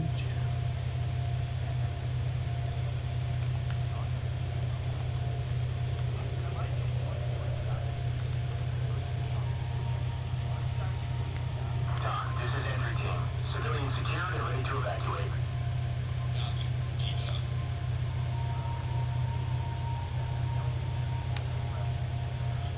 Alright. You know what? We're gonna try to win this.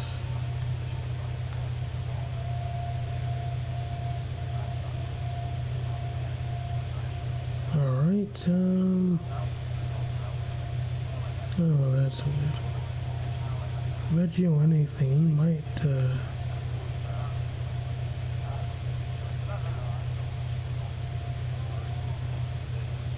alright. Let's watch over here. Well, this is for a trap, I guess.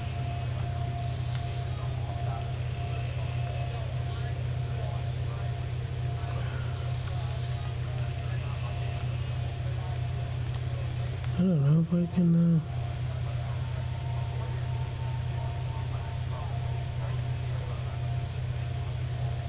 okay. I better watch those corners. You gotta be careful.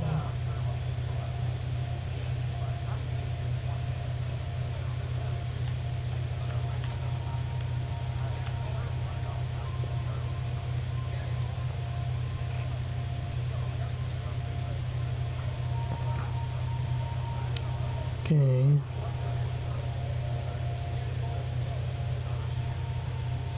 Honestly, someone might be in here too.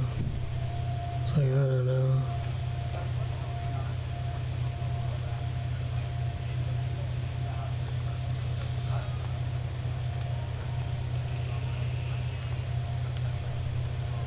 Okay.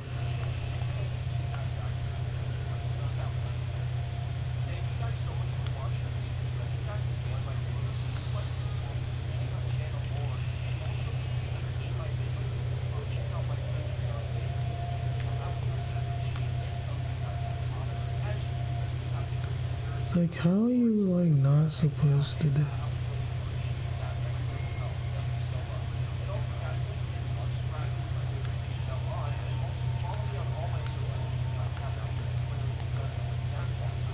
So it might be like down there or something, downstairs.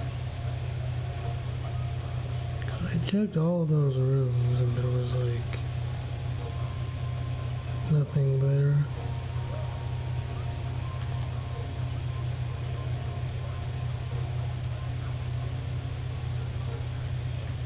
Now, why am I going outside? Don't worry, if I cannot die,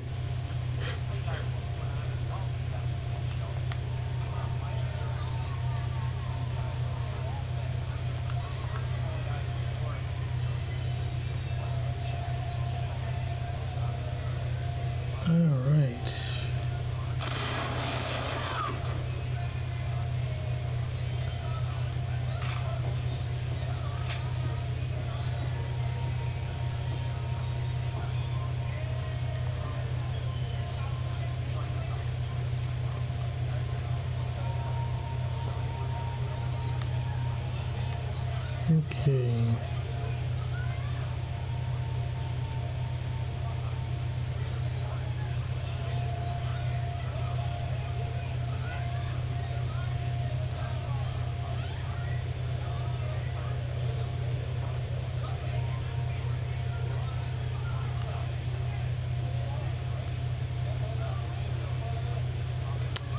Would it be better if I'd like do it now?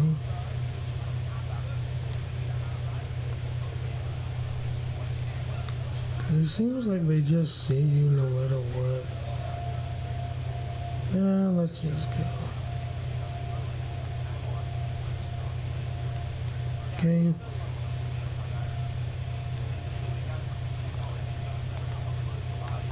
Put your hands up and get down! Hands up.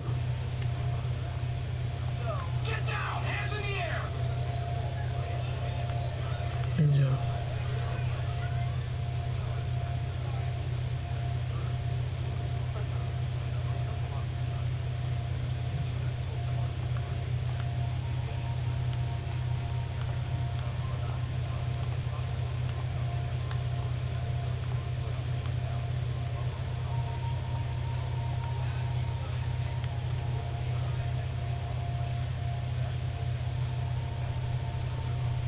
Alright.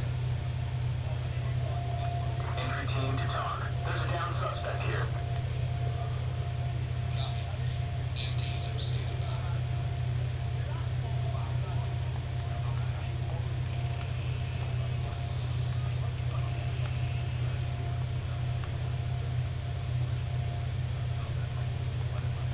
Put your hands up and get down! Put your hands up and get down!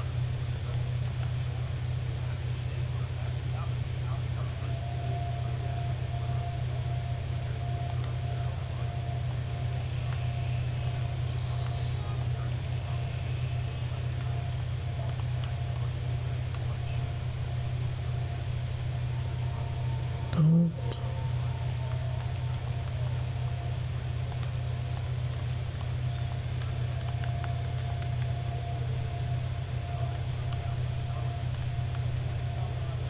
No. Let's look through this first.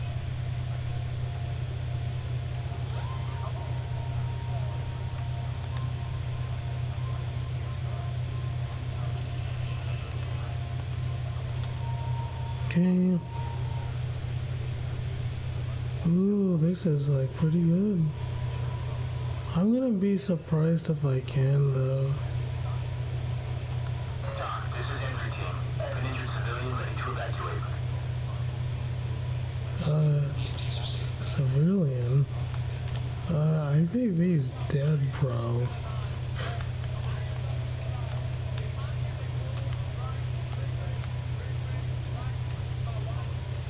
Are you sure he's not dead?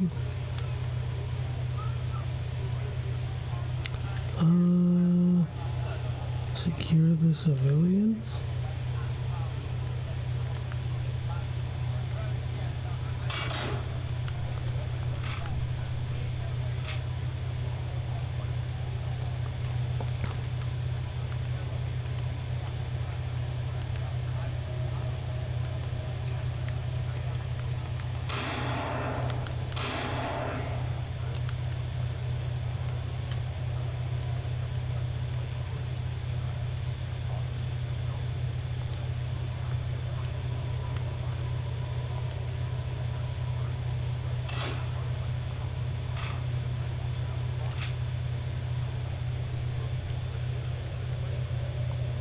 And I'm gonna like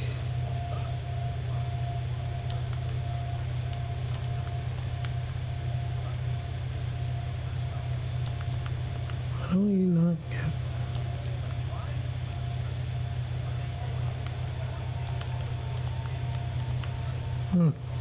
well, that's interesting.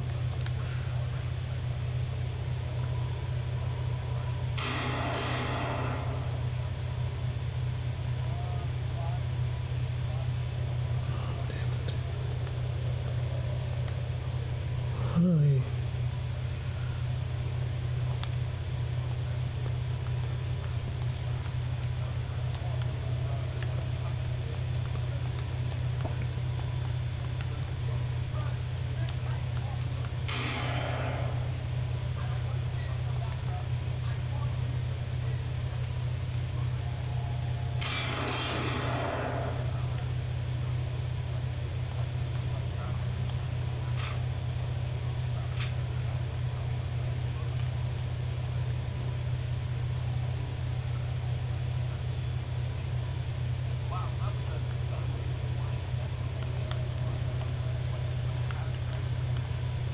I don't get it.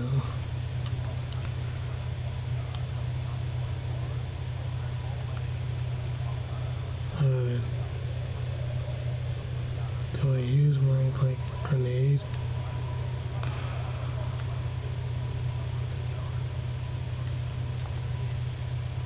Yeah, I don't... It seems to get it. Okay.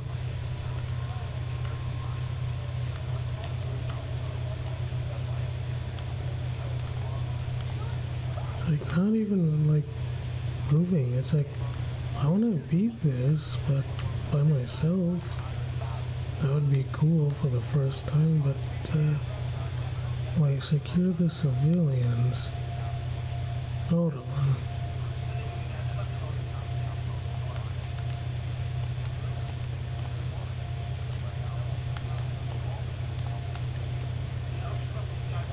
Okay.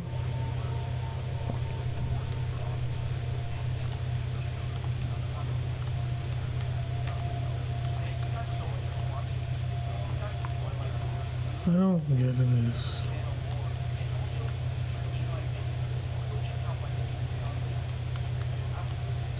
Why can't I?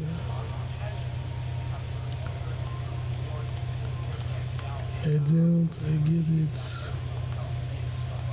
I don't get it.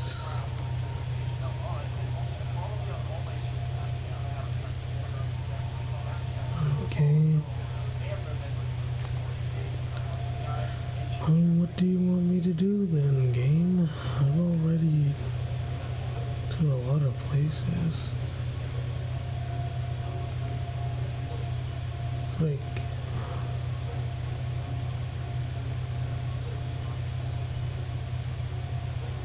is there something else I'm missing?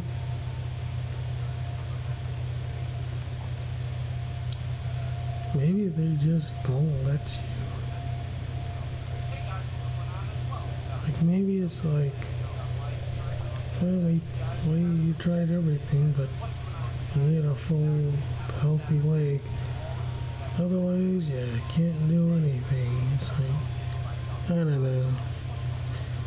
It's a fun game, and I was doing very well for this co-op SWAT game where you're supposed to have more than like one person, but I don't know, maybe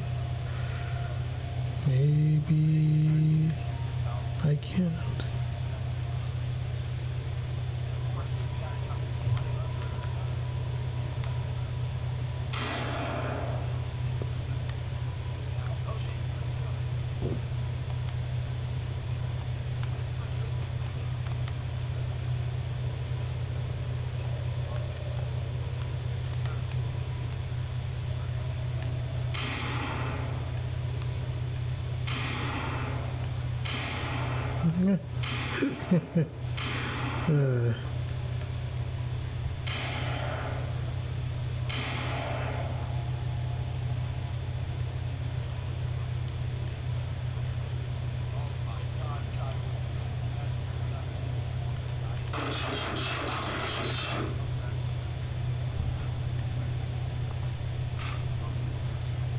Well, I tried it.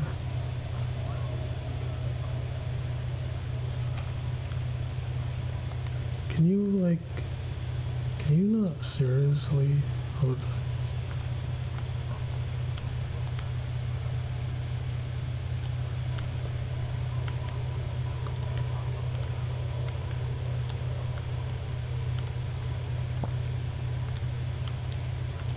Can you not seriously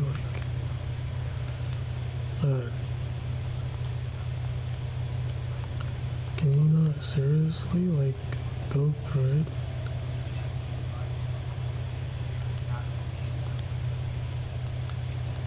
Yeah, I don't think they let you.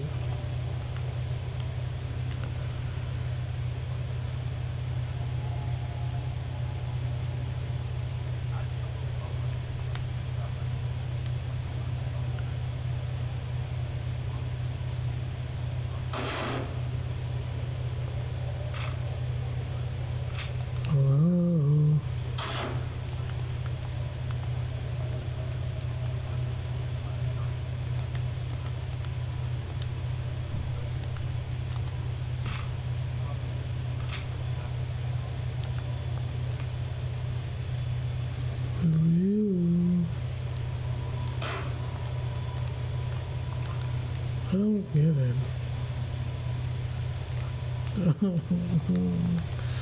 Dude, I like... Come on, at least kill me. Can I like not? Did I actually kill the guy? Did I actually kill him? If I actually like killed him without being able to do like without doing like anything else,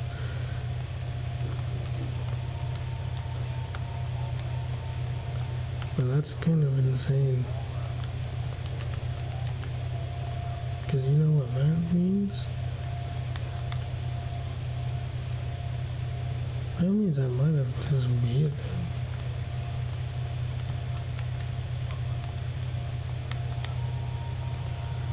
Kinda knew what that means.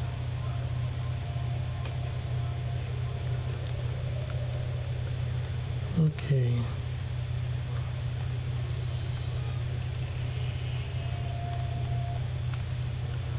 Okay, so it's like go through the side. You can go down here through the garage. The side door, another the back patio, and through the front. So I don't know. I didn't know. Maybe I'm supposed to go back to the squad car thing. Maybe. Like, is that? Am I supposed to go back to the ambulance? It's like, I'm having a fun time with the game, but kinda wish I could,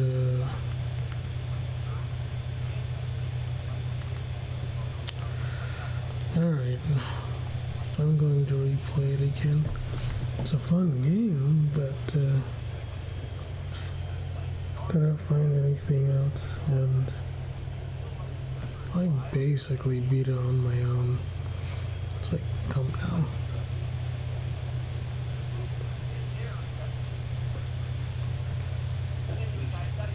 Medium.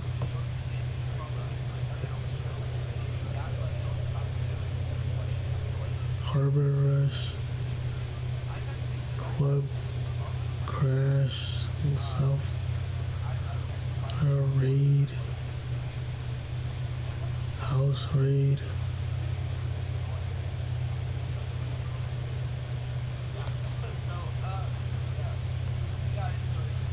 Well, House Raid is like better than like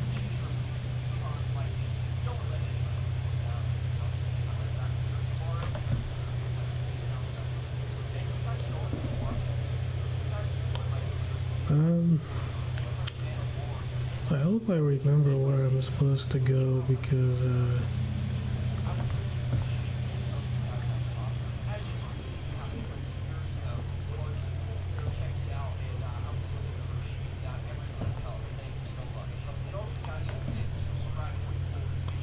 alright, well, let's try this again. This time I actually have a team. I have a team.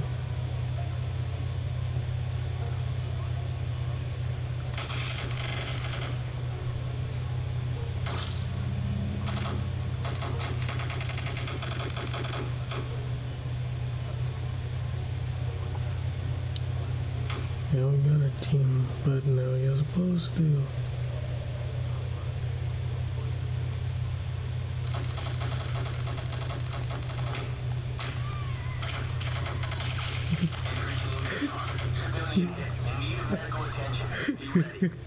That was funny.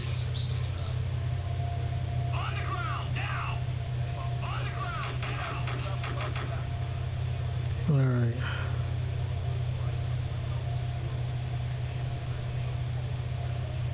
Let's go, lead.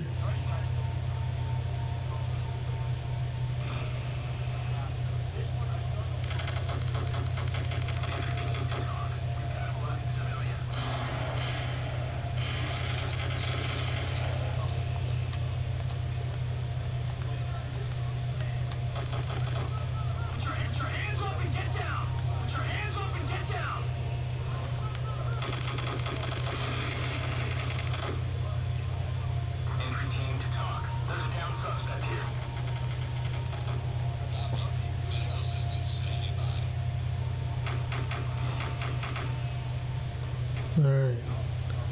This... it was this thing. This, I couldn't get through to it, so...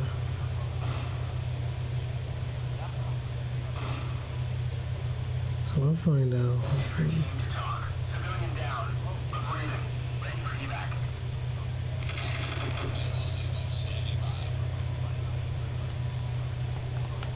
TOC, this is entry team. We have a dead suspect. Okay.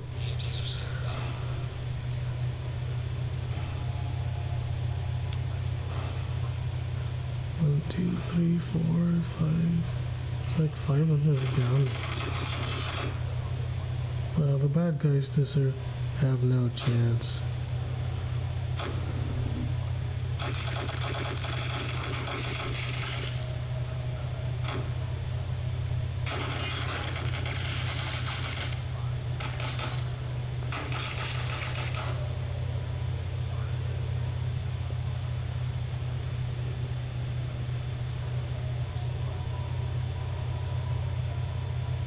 Wait.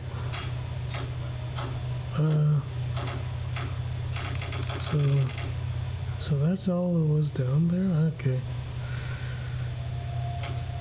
Wait, how do we get the files then? Because there's something right there. Okay. Okay.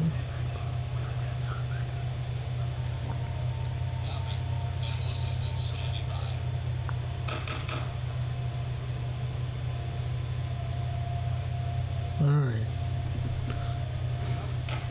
Dude, this game's pretty awesome.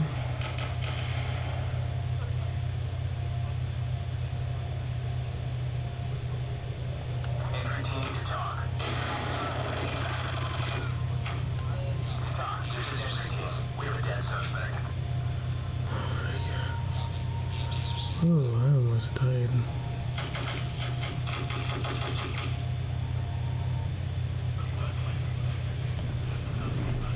Hey, we got all of them.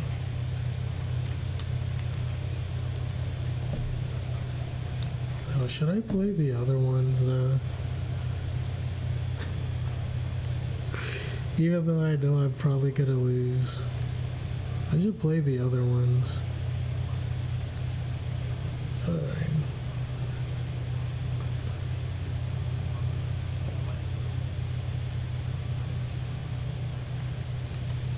Operation Apartment Assault.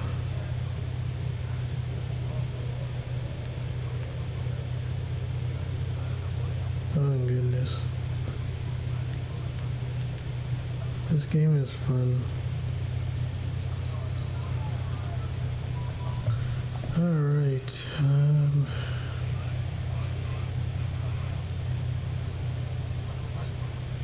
Okay, so where are we?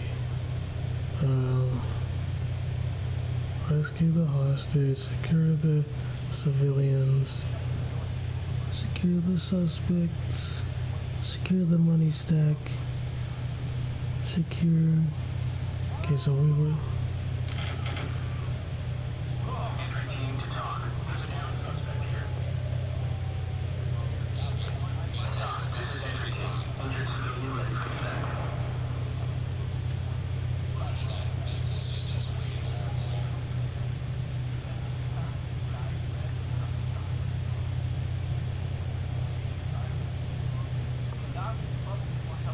Okay, it's better just stay with my team.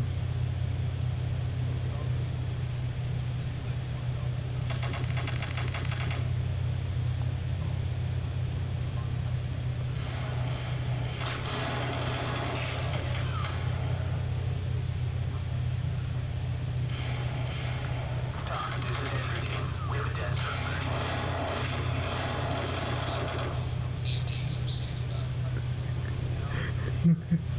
Dang, dude. No. Okay. Ah, man. That's fun. This is fun, though. What game is this? Oh, body cam. Apartment assault, house raid. I'm gonna go to the harder ones. So I don't care. I'll just do all of them right now. It's like I don't need it.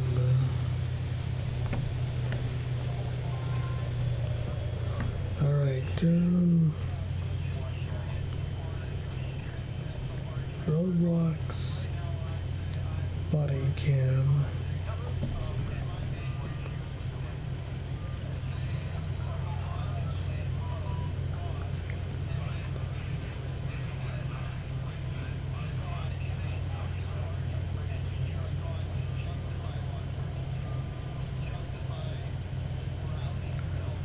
Ready to act.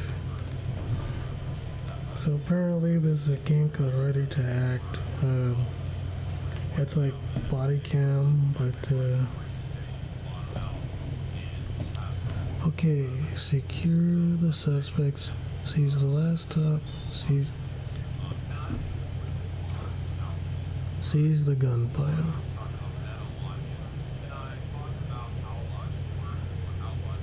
Okay.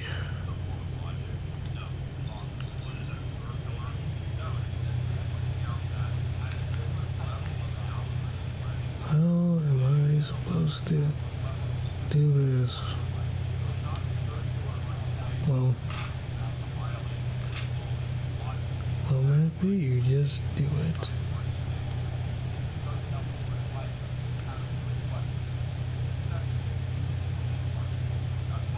So,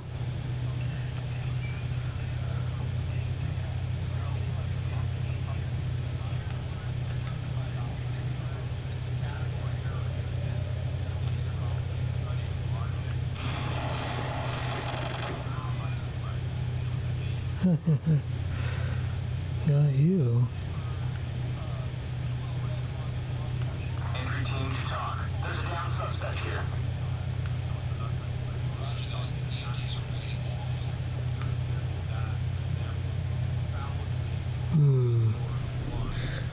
What's it called? Oh yeah, Ready to Act. Okay. Ready to Act is apparently the better of the body cam. Yeah, to be honest, this is kind of better solo. You get it's more intense.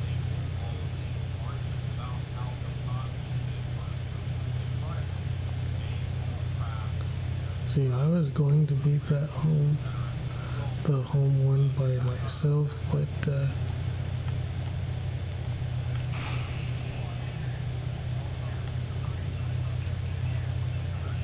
okay.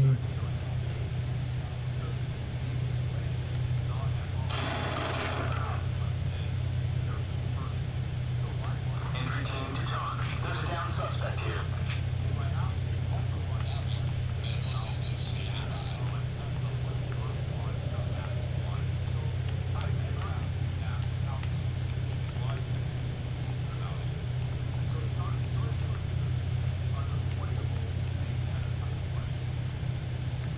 Okay.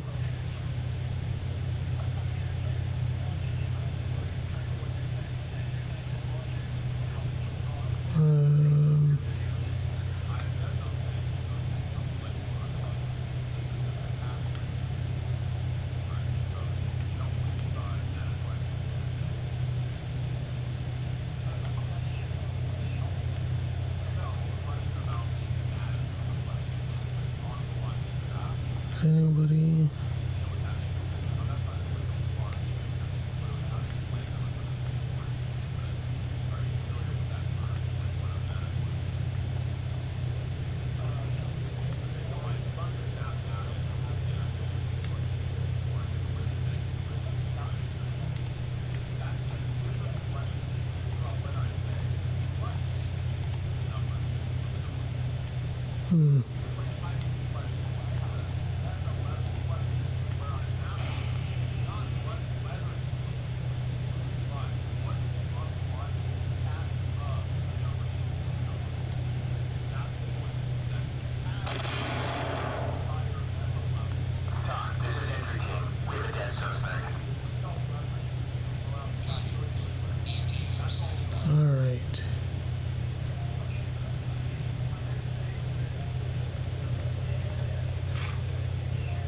This is so intense. But I'm having a really fun time though. Something I don't understand is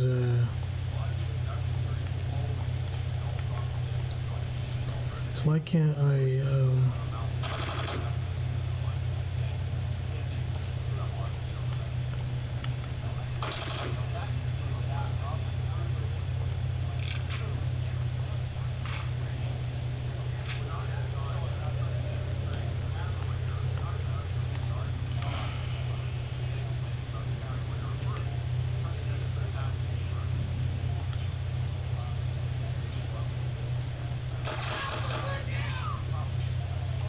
TOC, this is entry team. We have a dead suspect. mm-hmm.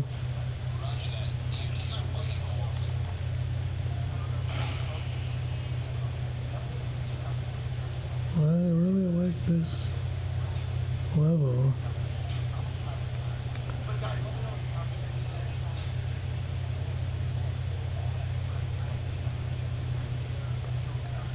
What else?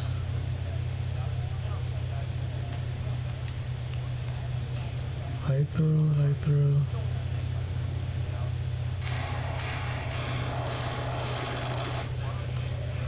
Huh, failed. Okay. Failed back to the lobby. Back to back to back.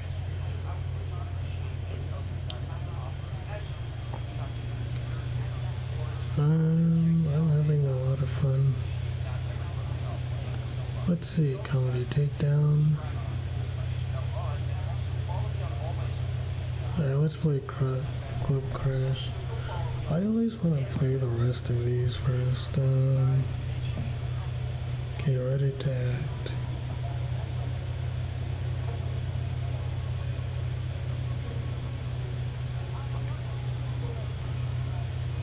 Is this a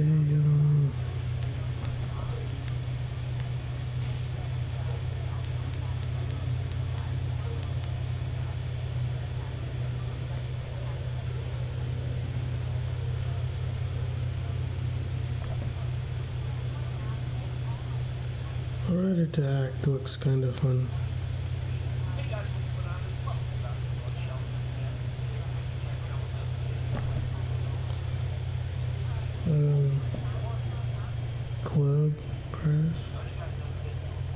Club Crash, Operation Club Crash.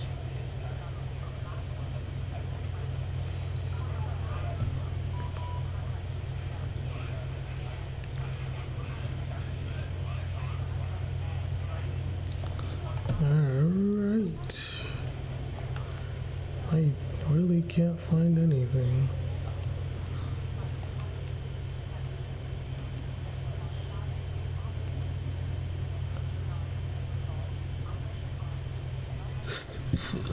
It's about the nightclub.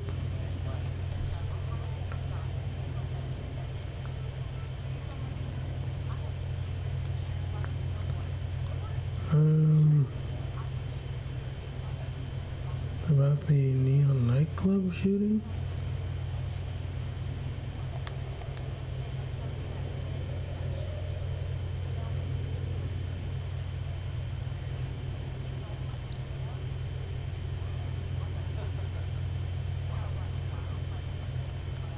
Nintendo 64.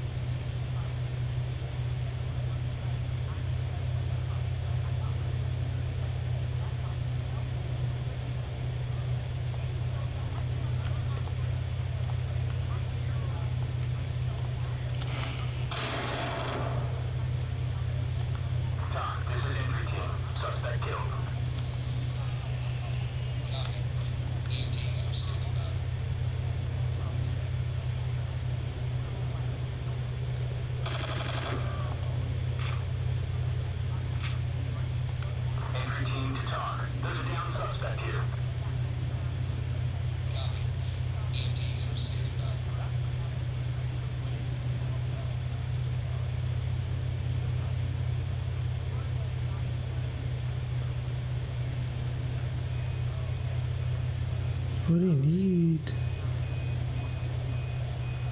Alright. What's the other game called? Oh, Ready to Act. Yeah, I'll play that after I do the rest of these levels. But so far I'm not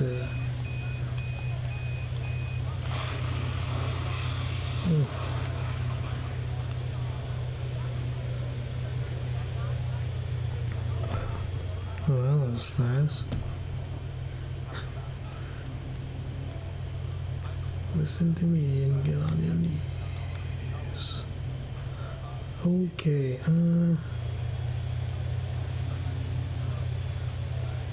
save custom.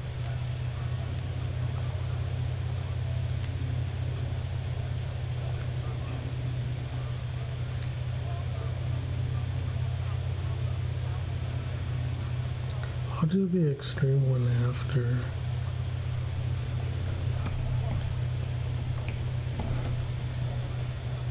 Ready or not.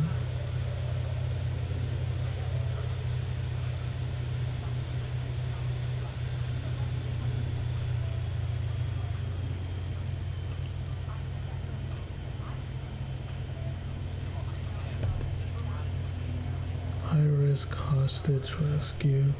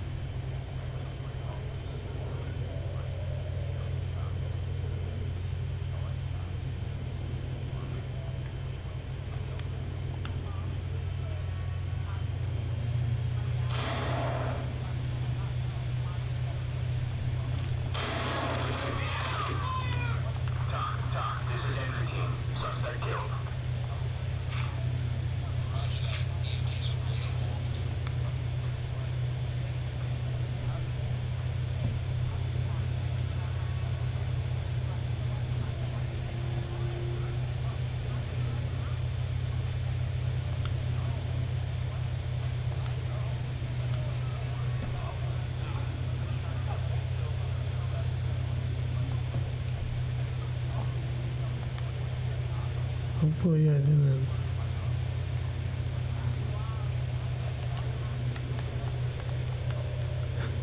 Did I just barricade myself in there?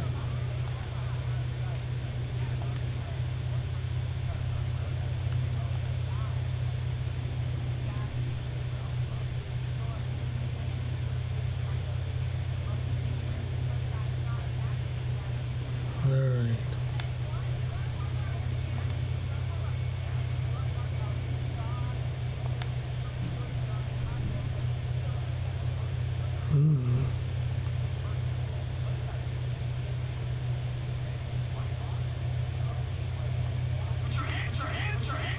Put your hands up and get down! Police, get down now! Hands in the air, get up!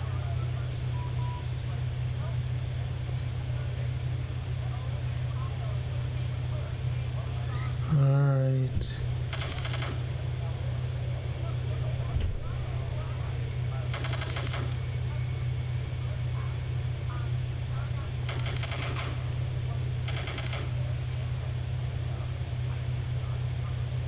Okay.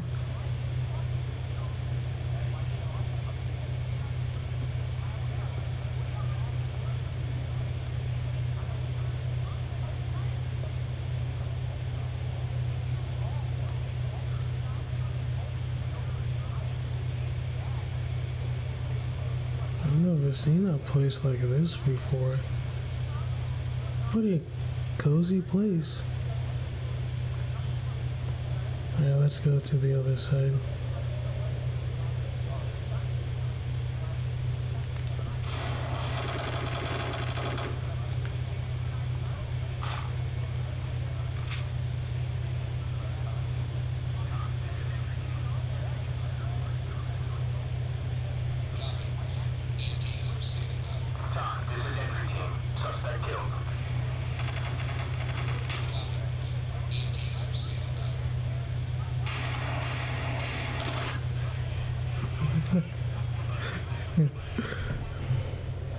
Yeah, but you really can't rush through it.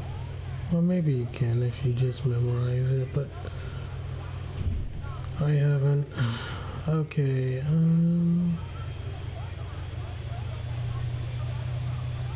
that was weird. Alright, Harbor Rush.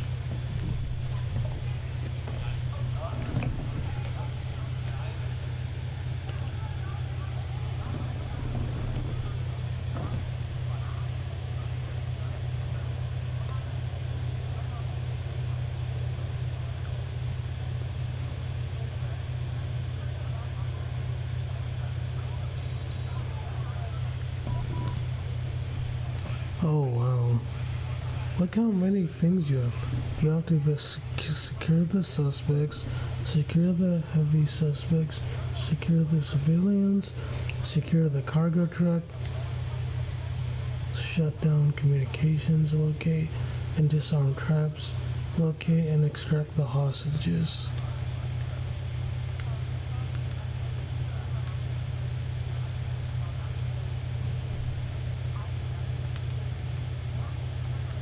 Okay.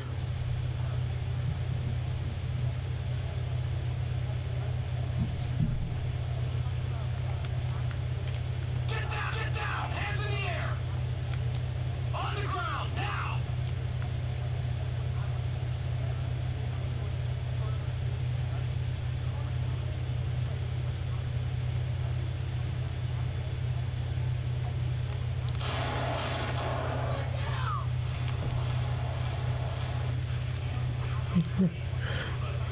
Oh shit.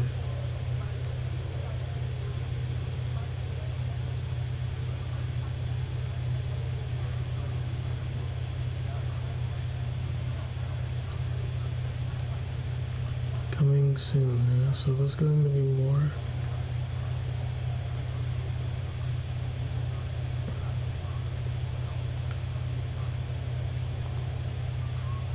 So what's this?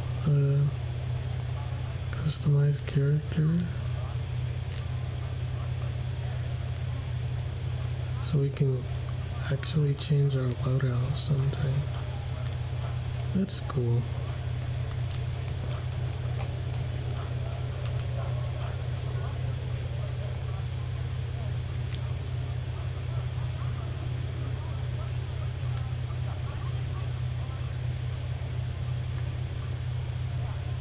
See, Harbor Rush. What is this?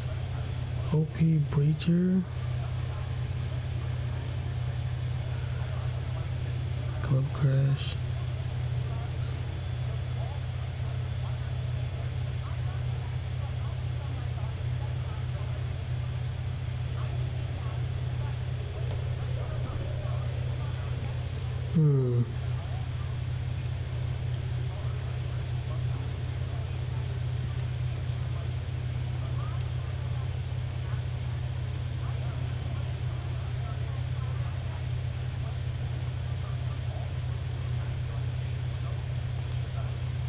Okay, let's just favorite that.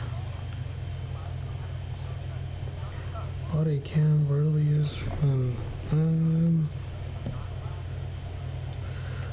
So let's see. Okay, it's got ready to act. Ready to act.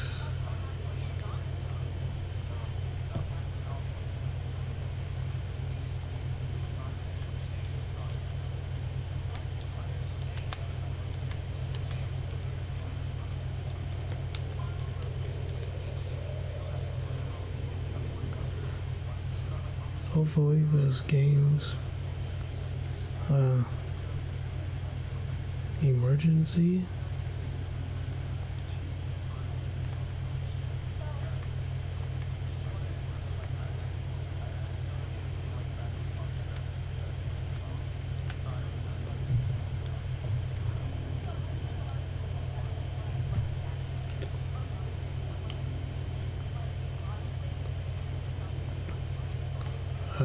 Simulator, police roleplay. Yeah, I'll try it, I guess.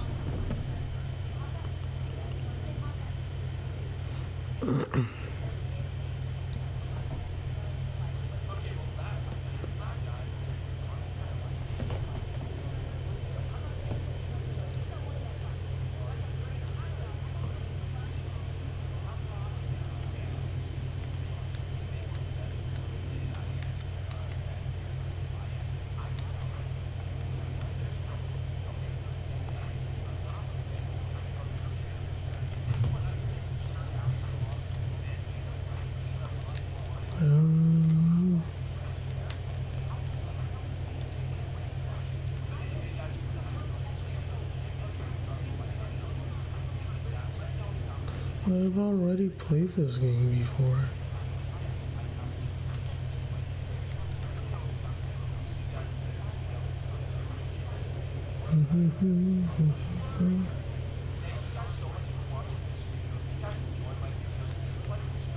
It's like hypercam.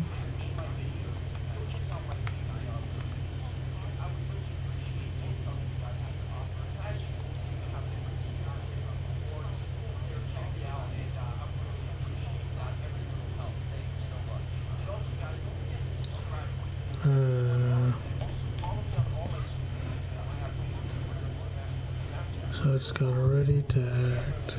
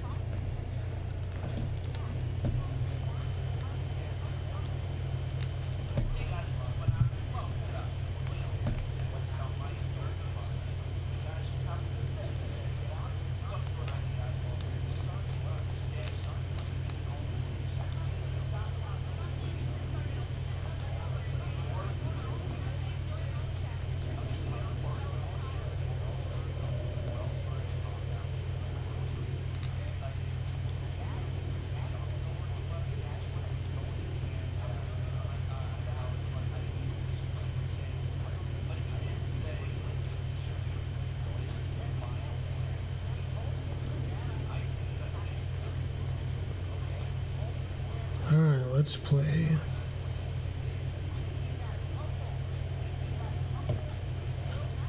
Alright.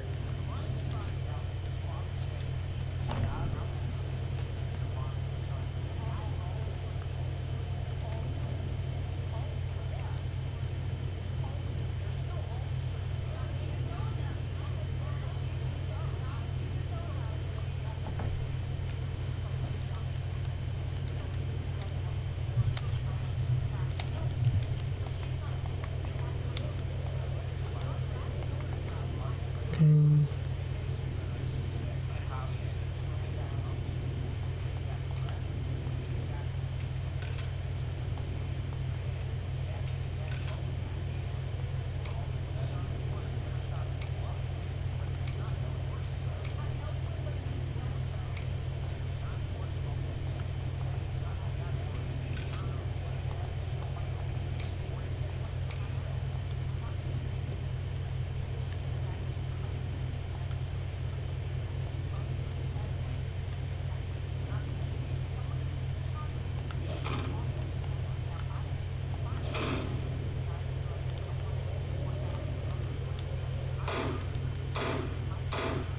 Listen to me. Get on your knees now.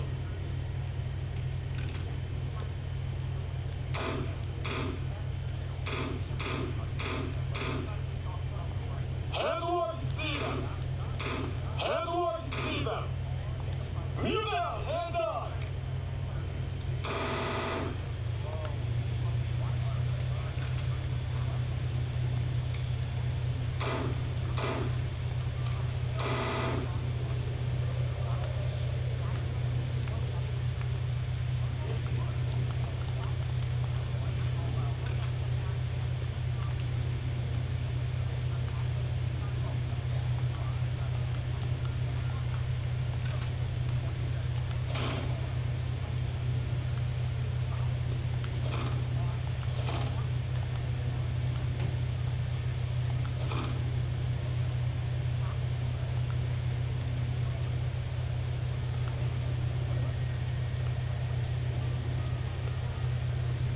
This game's pretty cool. Kneel down. Hands up.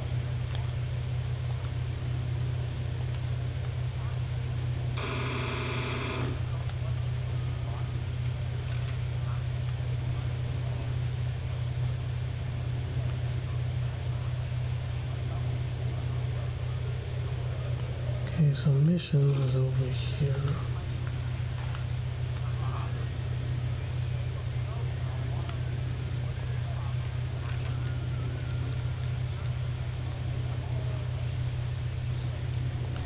So missions are...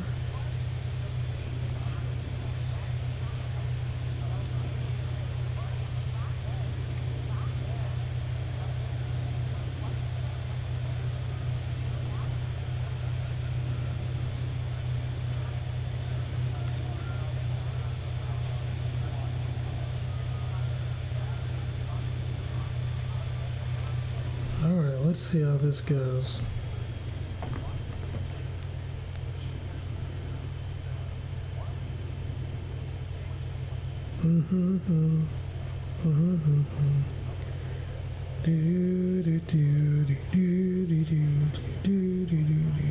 Okay. Let's see how this is going to go.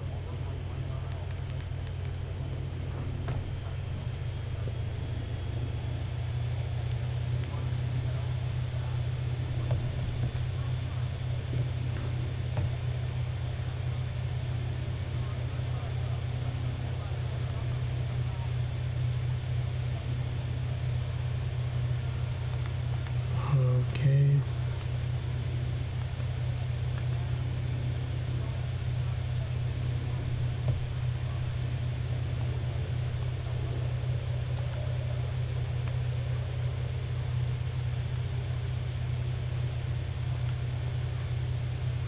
Can I not go anywhere?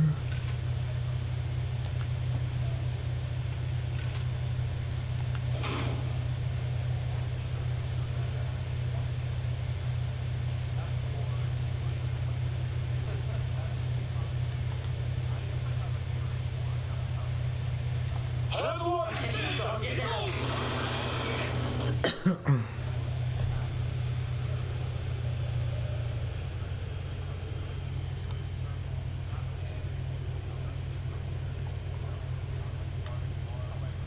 Tip, the faster you go, the faster you die.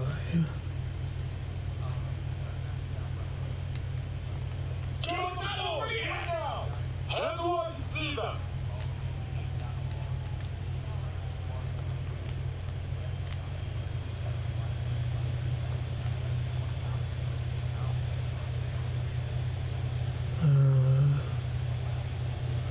Let's return to the HQ.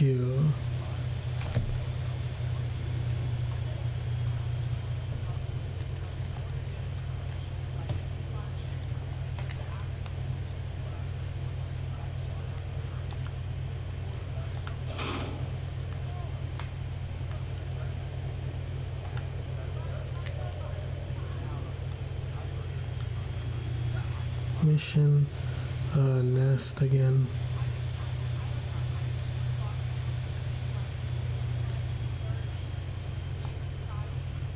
Oh, I'm getting more players.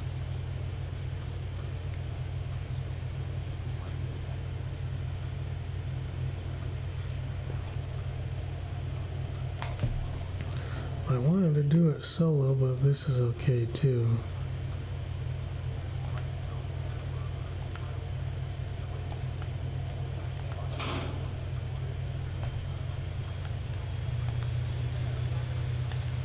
You got me, all right?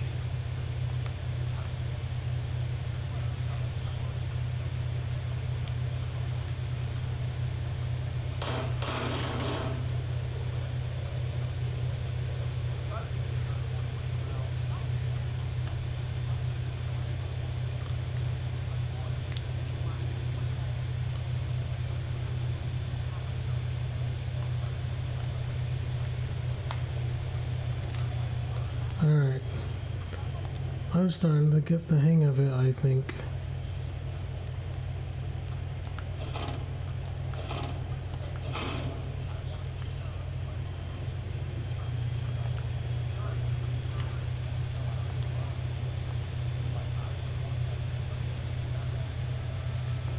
Yeah, they weren't kidding.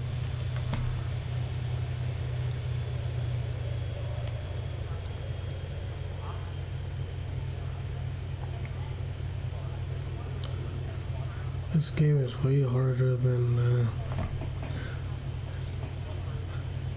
body cam.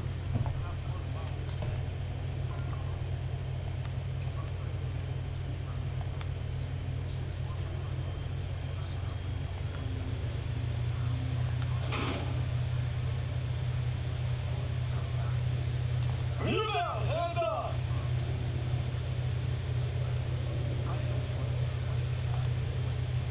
Kneel down, hands up.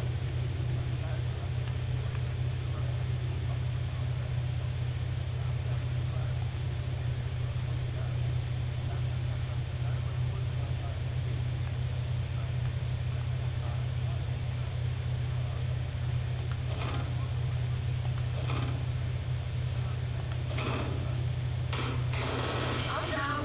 Just don't shoot me. Whoops.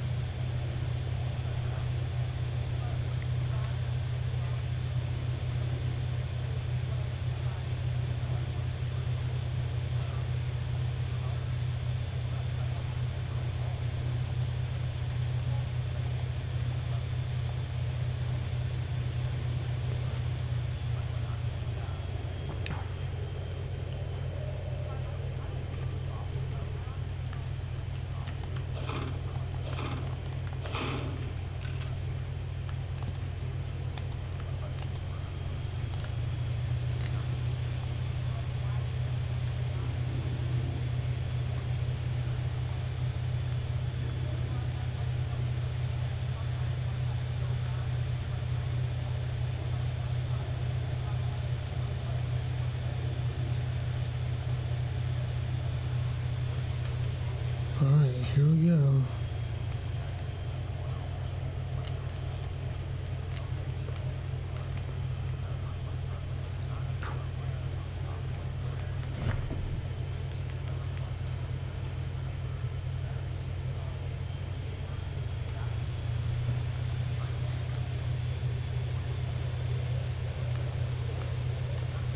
Hands where you see them.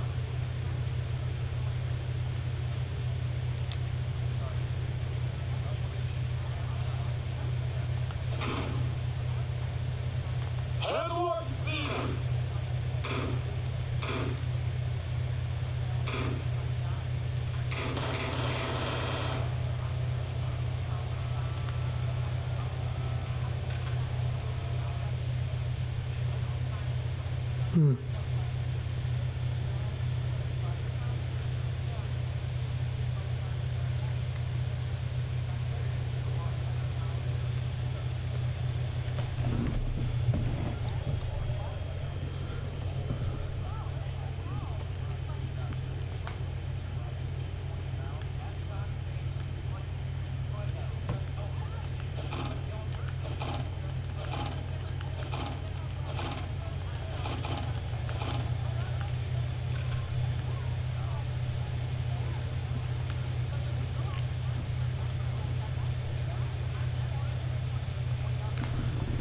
Alright.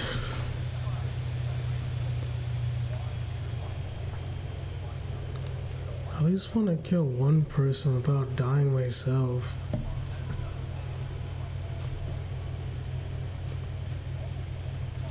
I'll be satisfied.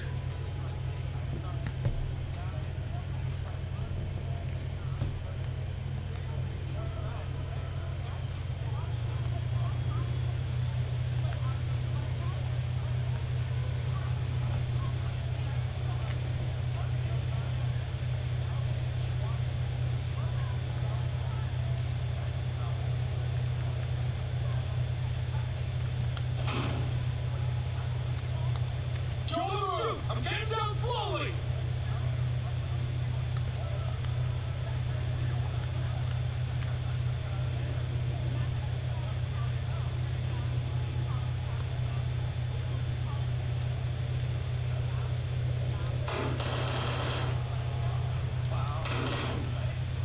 Dang it.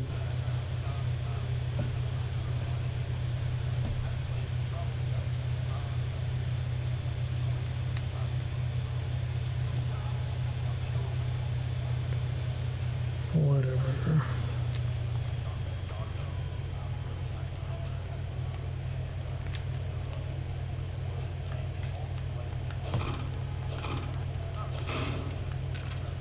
Yeah, well, let's try the range.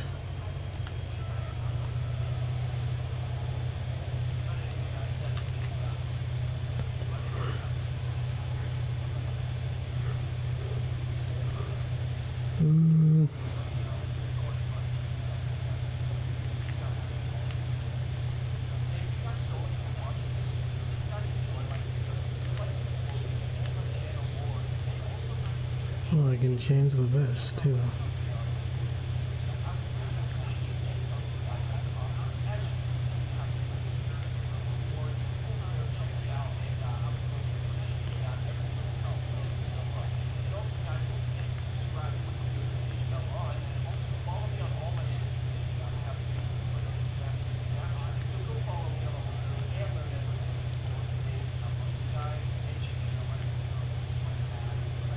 I kind of want the shotgun.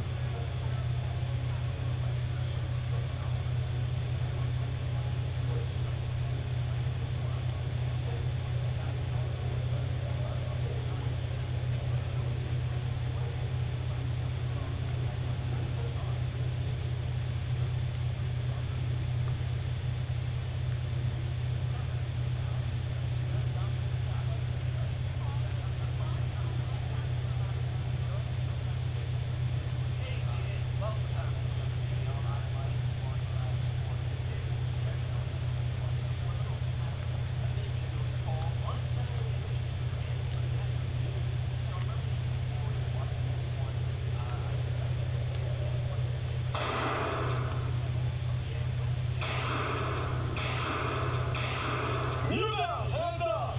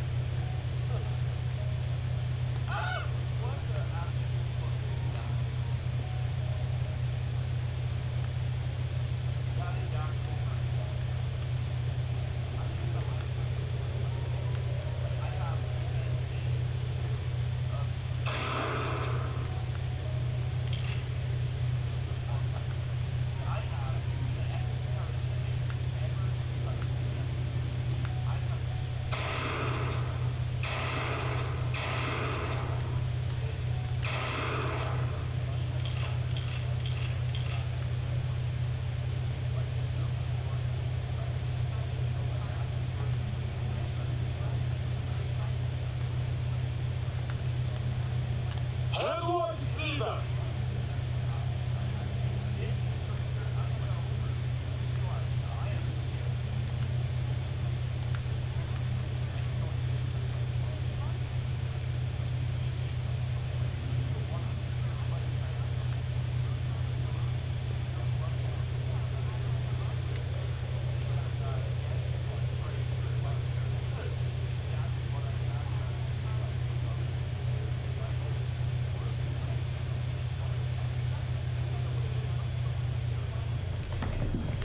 Alright, let's see if I can do something this time.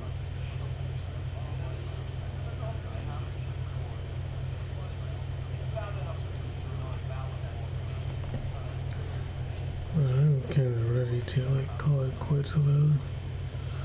It's fun, but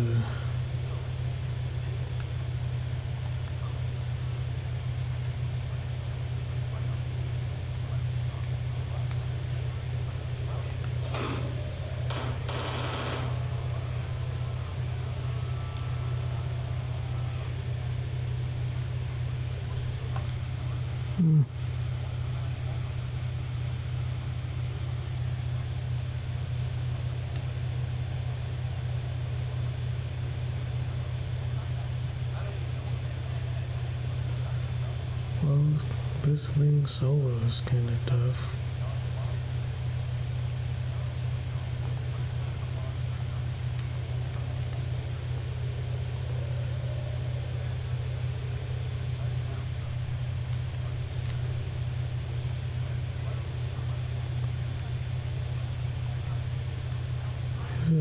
so hard.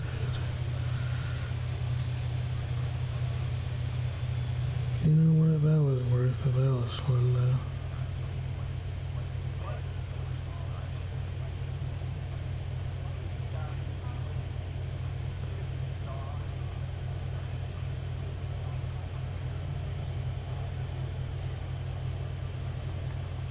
Payday.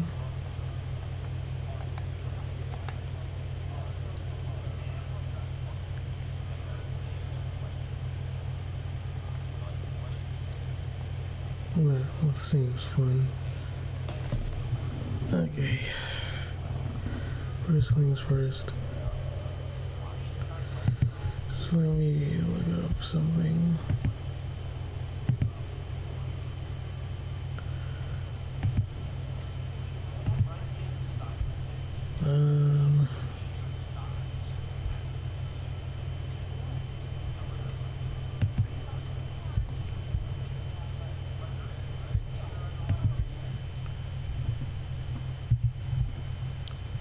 Okay. Alright, that was kind of fun.